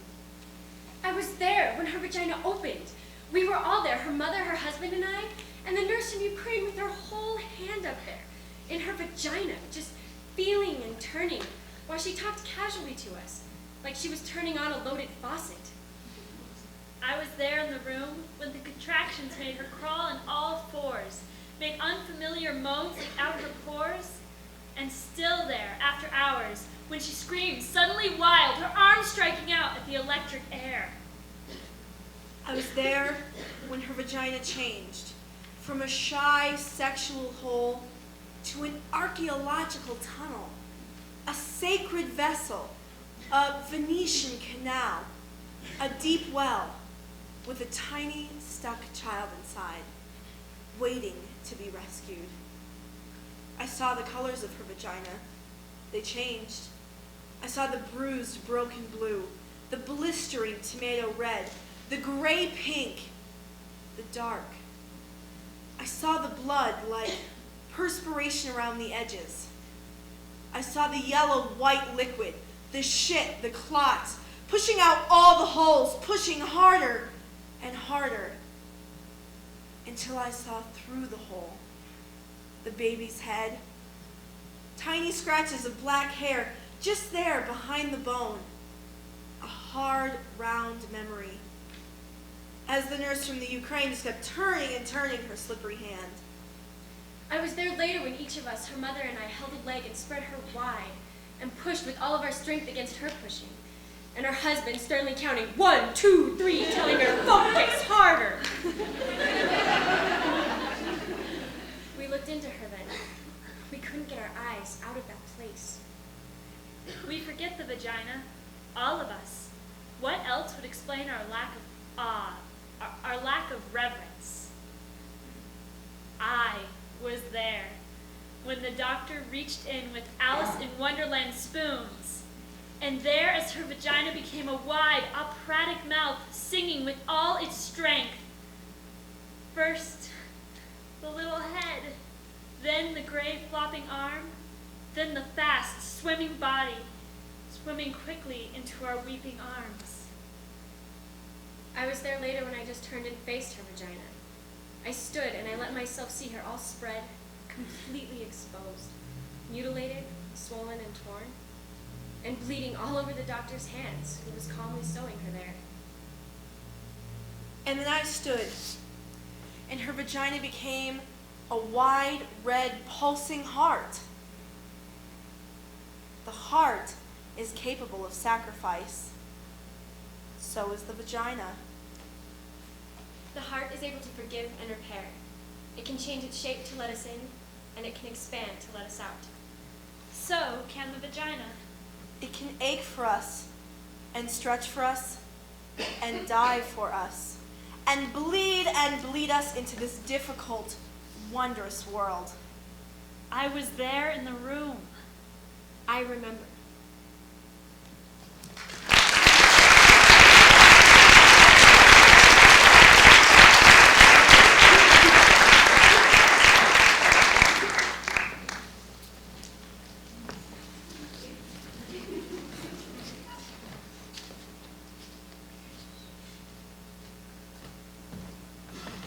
A real man never hits a woman. I'm Jason, and I still remember my father saying that to me when I was young. I still carry two important lessons from my parents. My father taught me to respect and admire women. My mother, in her own way, taught me to revere them, but with a touch of fear. One of my most vivid memories was a day at my grandmother's house with my mother and 4 aunts, all of whom are strong, vocal women. They were arguing over what to do about a cousin's boyfriend who beat her. They kept going back and forth. Do this. No, he deserves this. For a while, they exchanged different examples of how to dismember a certain unmentionable part of this guy's anatomy. Then the topic suddenly turned to the status of his manhood. They kept saying, he ain't no man. That ain't a man by any means. Can you imagine it? Here I was, a young, impressionable boy, head up, swirling between these strong female figures who were everything to me. Walking away from that day, I kept wondering, why wasn't he a real man? And what did make a real man? Sometime later, I asked my father those questions so profound for a young boy. My father replied, well, a real man never hits a woman. A real man knows how to respect a woman for all that she is and can do. A man that hits a woman is scared of something. From that point on, I've lived with the understanding that violence is a sign of weakness and what makes a real man. So men, if you hit a woman, I don't care for what reason. You're weak and afraid. And when I envision a world without violence against women and girls, I see a world where every man is a real man.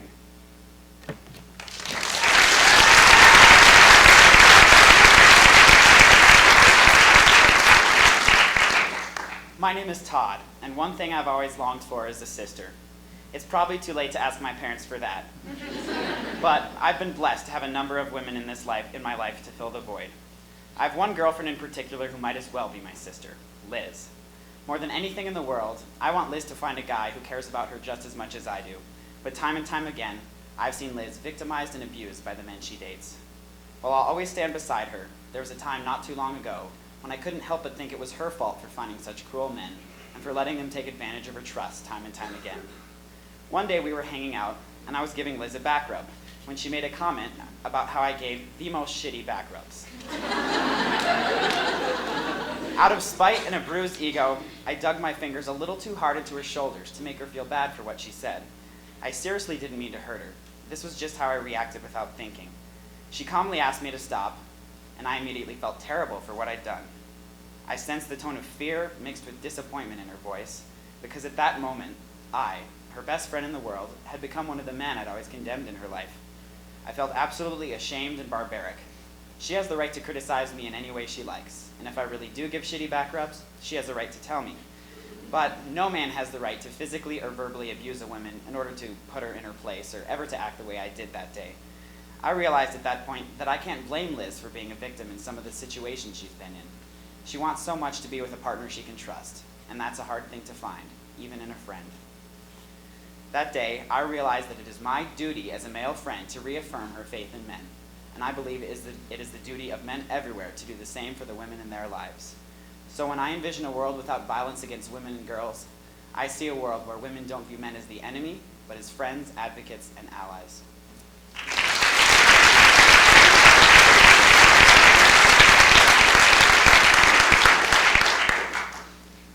I'm Andrew Dawson, and the two things that bother me most about violence against women are rape and our unwillingness to talk about it.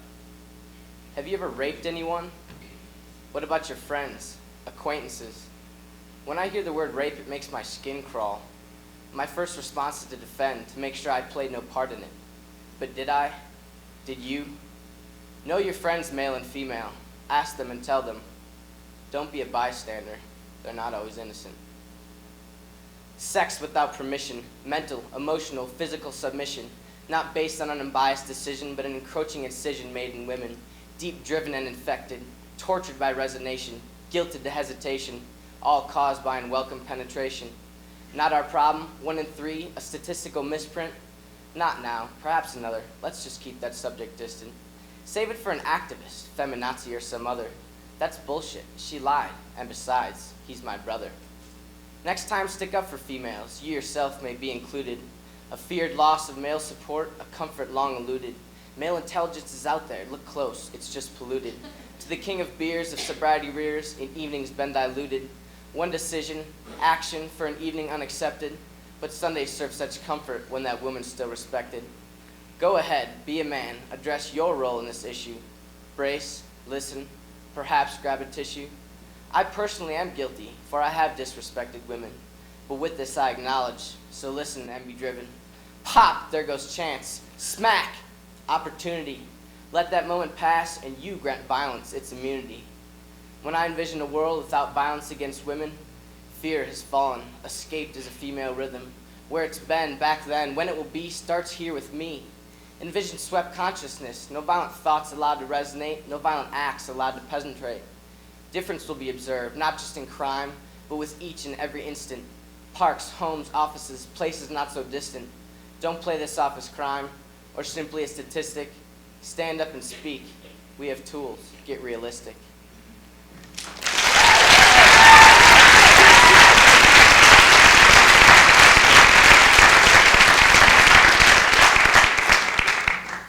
My name is Scott, and I'm wondering, what makes a real man? Is it a man who has sex with women? Is it a man who is straight and only straight? Is it a male chauvinist? Is it some macho guy who has his woman at home to cook, clean, give him children, feed, clothe, and raise them?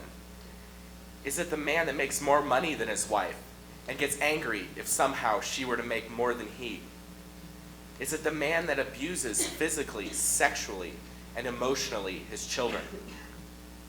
Is it the man who flies off the wall if his dinner isn't on the table at exactly the moment he comes home from work? Is it the man that beats, yells, and brutalizes his wife? Is it the man that thinks he's God's gift to humanity because he has bagged the most hoes? I'm asking you men, as a fellow man, what makes a real man? I'd sure like to know. Because if what makes a man real is abuse, machismo, and violence, then I must not be a man. I ask you this, does a real man hit a woman? Or is a man more real that loves a woman, physically or sexually or mentally, but respects her? Is a man more real if he runs back into a burning building to save someone? Or is the man that stays outside that comforts people, holds them, cares for them, and cries with them? I'm amazed at how many times I've heard or been told that a real man doesn't cry. Well, this man does. All men do. Does that make me or them any less real? Should I just start hitting people, or should I cry? What a concept. Just cry. Then can a real man be gay? Can he be a woman's best friend, love and care for her, listen and feel for her, but not have sex with her? Is a man less of a man because he likes other men? Does a real man hit a gay man? A real man doesn't hit anyone. So no, it doesn't matter if a man is gay or straight. It doesn't matter if he's old or young. A man is a man by definition because he has 2 little sex chromosomes in his body, an X and a Y. That's what makes us men. The rest is just some outdated, socially constructed ideal. So are we really that different? The only difference between us and women is a single little Y chromosome. So then why do we think that we have the right to hit a woman, to hit anyone? I've asked this question over and over, and the answer is still, we don't have that right. So someday in a perfect world, where there's no violence toward women and girls, we will all be real men, because real men never hit women.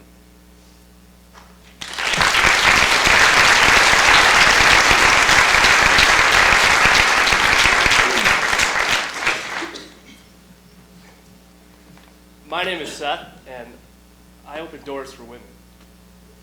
That's what I do. That's my job. That's what I do.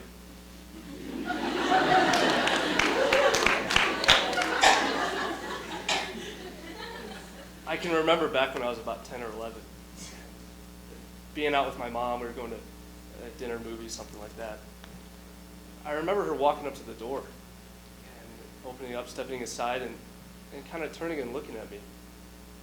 And realizing that her son didn't even attempt to make an effort to open that door for her. At that point, my mom said, no, I'm going to raise my son to be a gentleman. After that, gentleman's school was always in session.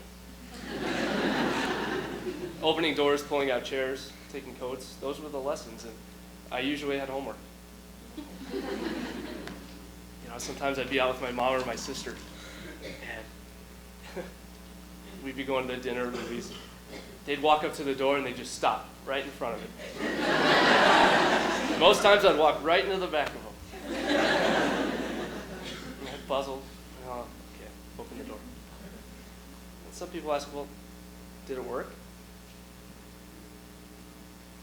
You can ask people I go out with. Yeah. Yeah, it did. And I don't do these things for what some people think, to make me feel superior, make me feel powerful, abide by the stereotypes. I do these things because I have this enormous sense of respect for women. I realize that if nature had played a different course and I was a woman, I don't think I'd be a very good one.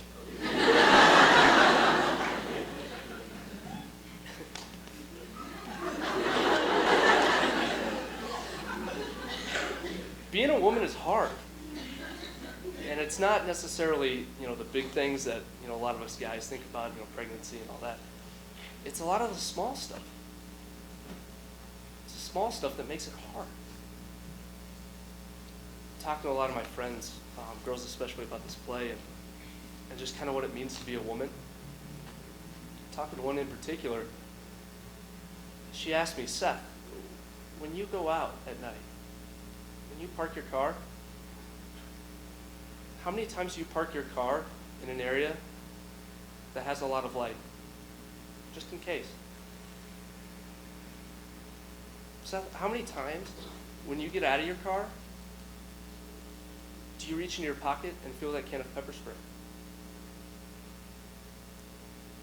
Seth, how many times when you're walking to the building, do you scan the horizons? Just to make sure there's nobody out there with ulterior motives for you. Seth, how many times when you're going from point A to B, do you count the number of steps it takes to get there? Or time yourself? So that when you're coming back and somebody's chasing you, you know how long it takes you to get back to your car.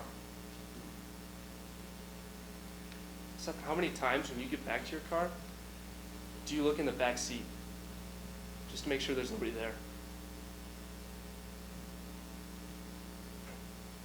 It's kind of funny. I realized I really didn't do any of those. That's why I do the things I do.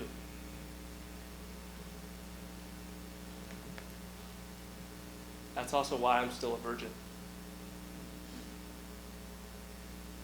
It's kind of funny. That word, it's taboo in our society today. It's kind of like the word vagina.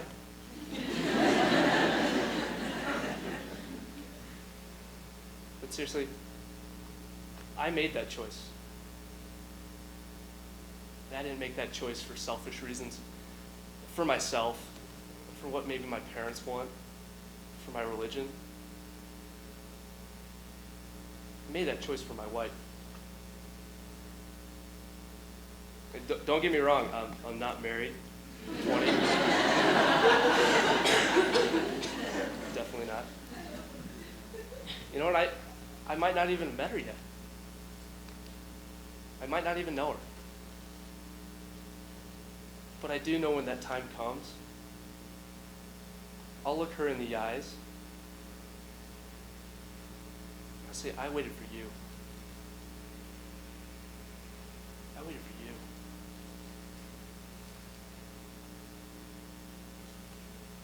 I know that that gift will be the ultimate sign of respect for the woman that I love.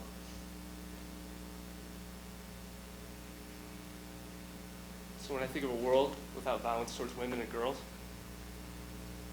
I think of that world where men can respectfully open doors and pull out chairs in a way that's not condescending, not superior, but in a way that just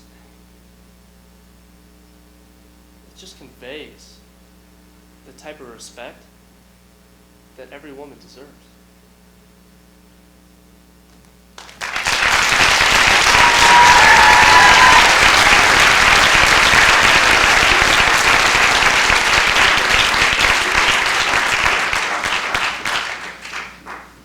My name's Tannen, and I'm a dreamer. I've always been a dreamer. I've always dreamt of anything and everything.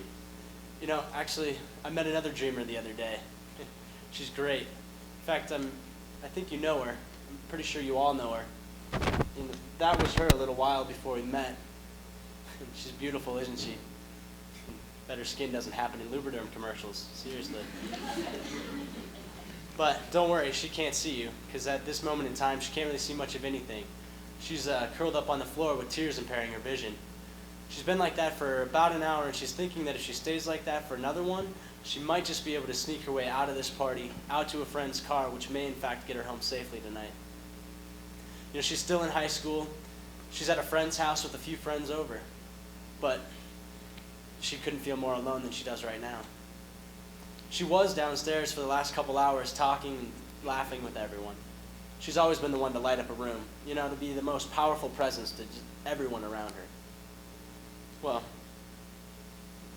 I always say kids of her eyes, because the blue in her eyes is just, well, anyway, 2 of her male friends were drawn to her tonight as well. And they were all friends, like I said. They were all downstairs talking and laughing about things that happened in school last week. They even dreamt of the future, briefly, before another friend tripped over the couch into the snacks. But then, after that, all 3 of them laughed at that. Until about an hour and a half ago, they found themselves in this room, upstairs, alone. The boys locked the door and she got nervous. She tried to steer the conversation away from what they were saying, and they continued to talk, though, and she got anxious. You know, she went for the door, and one of them pulled out a bat, pushed her on the bed, and told her to stay there. She was terrified. When they started to remove her clothes, she started to cry, then sobbed and screamed. But nobody heard. Later, the door was open, and the 2 boys left, but just the 2 of them. She was left there, curled up on the floor, continuously crying. You know, I remember the first time I heard that story, it was the first time I ever had to watch her cry, and the first time I ever felt truly helpless. I remember she started to cry, and every time I'd reach for her, she'd pull away. An inferno ignited in my core, like I'd never felt before. I knew what it must feel like to want to kill. I knew what it feels like to hate, or maybe just what it feels like to die. You know, more and more of me died each second that she cried, and I had to watch her. Before that night, I knew it went on. I mean, we all know it goes on. We've all seen TV, heard reporters tell similar stories. But now I know that it happens because I had to watch her cry, and I had to feel as helpless as I did.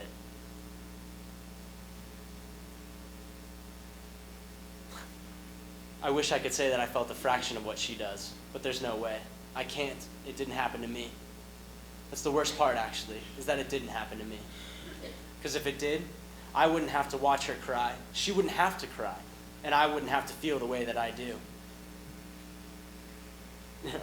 Before that night, I'd watched her dream in the daytime and heard the beautiful things that she thought flow from her mouth. I'd seen her dream at night with a beautiful smile, laughing at things that I would never know. But until I heard that, I never knew what it meant when I saw the cloud behind her dreams. I never knew why she never seemed to be truly happy, why those beautiful eyes never seemed to glow uninhibited, and why, above all things, she had so much trouble letting me into her life. You know, we've had many dreams since that night, and I've tried to never let down her faith in me, hoping that one day that might restore her faith in men, but mostly because she deserves it. You know, each time we dream, more and more of that cloud disappears. It's not quite gone yet, but it's a lot easier to see what she'll look like without it, and that means the world to me. Did I mention how she makes me feel when she smiles? Well, anyway, she deserves to be rid of it. She deserves to have never have had it. So when I envision a world without violence against women and girls, I see a world where dreams of the future are not fogged by nightmares from the past.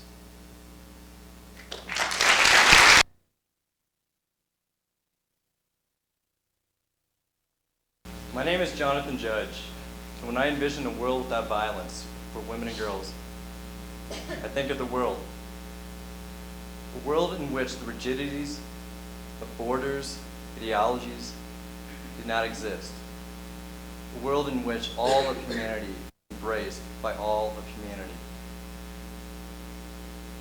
Thinking of this world now, I would like to invite Enrique and the rest of the male audience here to please stand.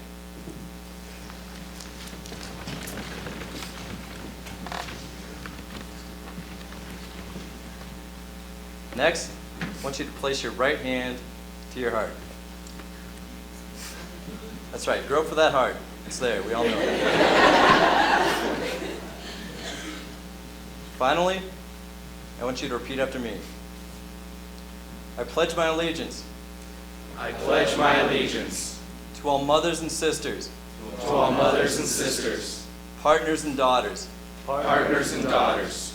And to this audience. And to this audience. In which I stand. In which I stand. I humbly affirm. I humbly affirm.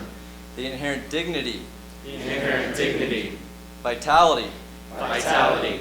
And beauty. And beauty. Of all vaginas everywhere.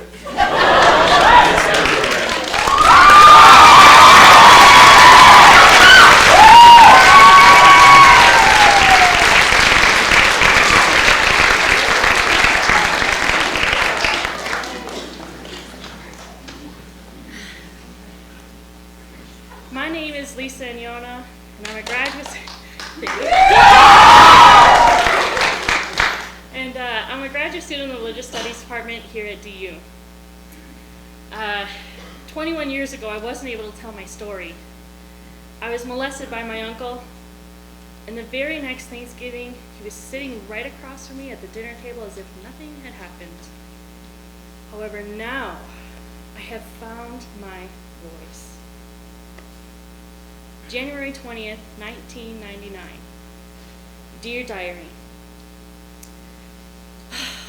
I have just started this sexual abuse therapy, and now I'm having all these bad memories. I don't know if I can handle this. It's so scary to remember. However, I know that if I don't write down my thoughts and my memories, I will not be any happier. And I've already been avoiding these memories for 17 years. I remember my uncle taking my hand. I remember us walking up the steps. It was light downstairs and dark in the hallways upstairs. I was so scared. As we were walking up the steps, I remember my sister and brother watching cartoons on the TV downstairs. The crack between the balcony and the stairs kept getting smaller and smaller until I couldn't see my sister and brother anymore. As they disappeared, I prayed they would turn around and ask, "What are you guys doing?" the way kids always ask curious questions. However, this didn't happen, and I'm so scared. And dear God, please help me. I'm only 6. I remember the bedroom. I sat on the lower bunk of my sister's and mine bunk beds. He shook his finger at me and said, "Don't you tell anybody about this." I can still remember his big biceps with the tattoo on it as he shook his arm at me. He had so much muscle, and I was so scared of him. He was 22 years old and so much stronger than me. The only thing I physically remember happening is my uncle performing oral sex on me. I remember that I had giggled, and he lifted his head and said, "Did you like that? That shit makes me sick." However, I know that I have to remember, otherwise I am not going to heal. All of these memories will never go away. All I can do is live with it the best that I can. November 16th, 2002.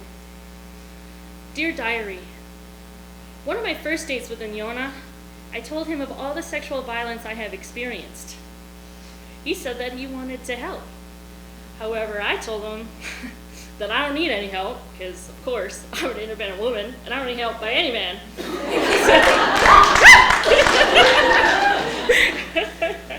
Besides, I wanted to heal all by myself.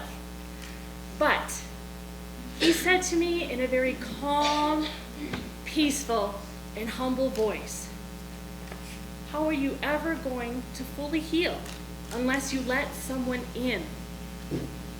And I knew that he was right. How profound and sincere this man is. But if I let him in, then that means that I would have to trust him. But Inyona made it so easy for me to trust him. He's the most gentle man that I have ever met. I have found a world that is safe and peaceful. And it's not just with him. Most importantly, I have found it within myself. I have never known such peace. When we make love, and I begin crying because I have sudden bad memories of my uncle, we stop, and he holds me when I cry. God, I love this man so much. He helped me heal a part of my spirit that I could not heal by myself. He has been my comforter. I needed to trust a man in order to help heal that broken-hearted 6-year-old girl that still lived in fear of men, little Lisa. But now finally, she and I do live in peace. And okay, here it is. I feel as though my husband has helped me to become a better feminist. And there I said it. If only my feminist friends knew what I was thinking and feeling, they'd shit. I have just created blasphemy among feminist theology. I'm going to feminist hell. Oh, dear goddess, save me.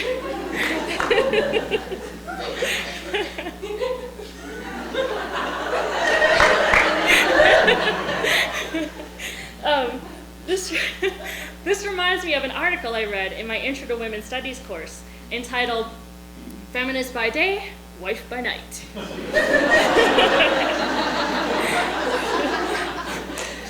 I feel that if I didn't listen to my heart, though, I would still be in a lot of pain and mistrust, and I definitely would not be the feminist that I am today. And how conflicting this is. I just wonder if violence against women and girls will ever end unless men are included. When I envision a world without violence against women and girls, I see women who are able to make love to their partners without crying in the middle of it, because when they close their eyes, they see their uncle. I see all people laughing, trusting, and giving generously to others because they're not afraid to display their vulnerabilities. I see women and men working side by side, and I don't think violence against women and girls will end unless women and men do come together. And I don't just mean any old man. I mean the ones who are committed to an egalitarian, safe, and peaceful world for everyone. We all need each other, and when we realize this, violence against all of humanity will end. My life is an example of this, and together we can trust each other.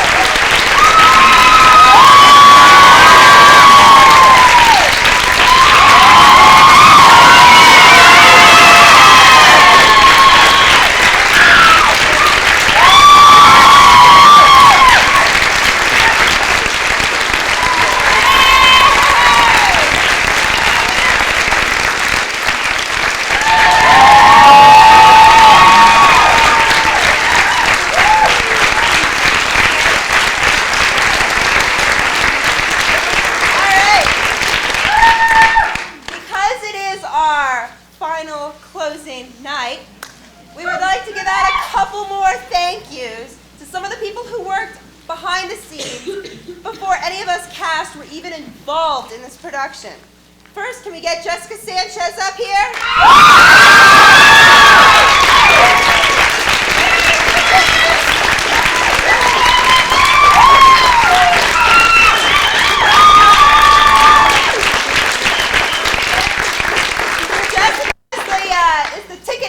She's the person you all emailed to get your tickets.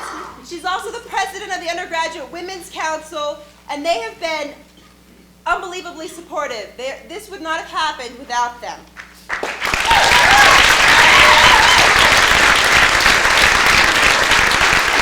right, Andrea Love.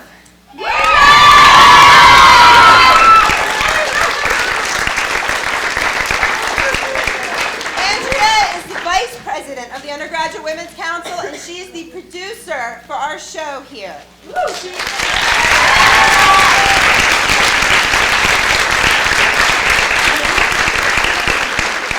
All right, Elizabeth Bacon.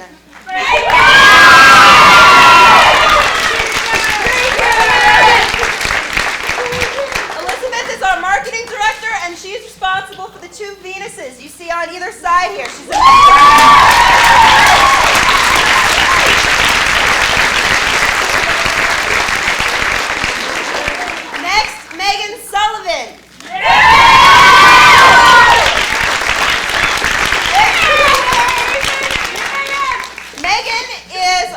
was doing the lighting for us. She was our assistant lighting designer. She was also our stage manager. She was the assistant director.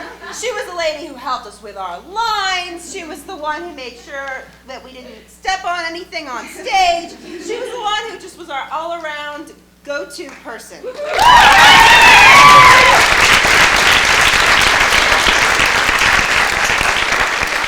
last, but not least, is the person who held the entire show together, our director, Rebecca Owen.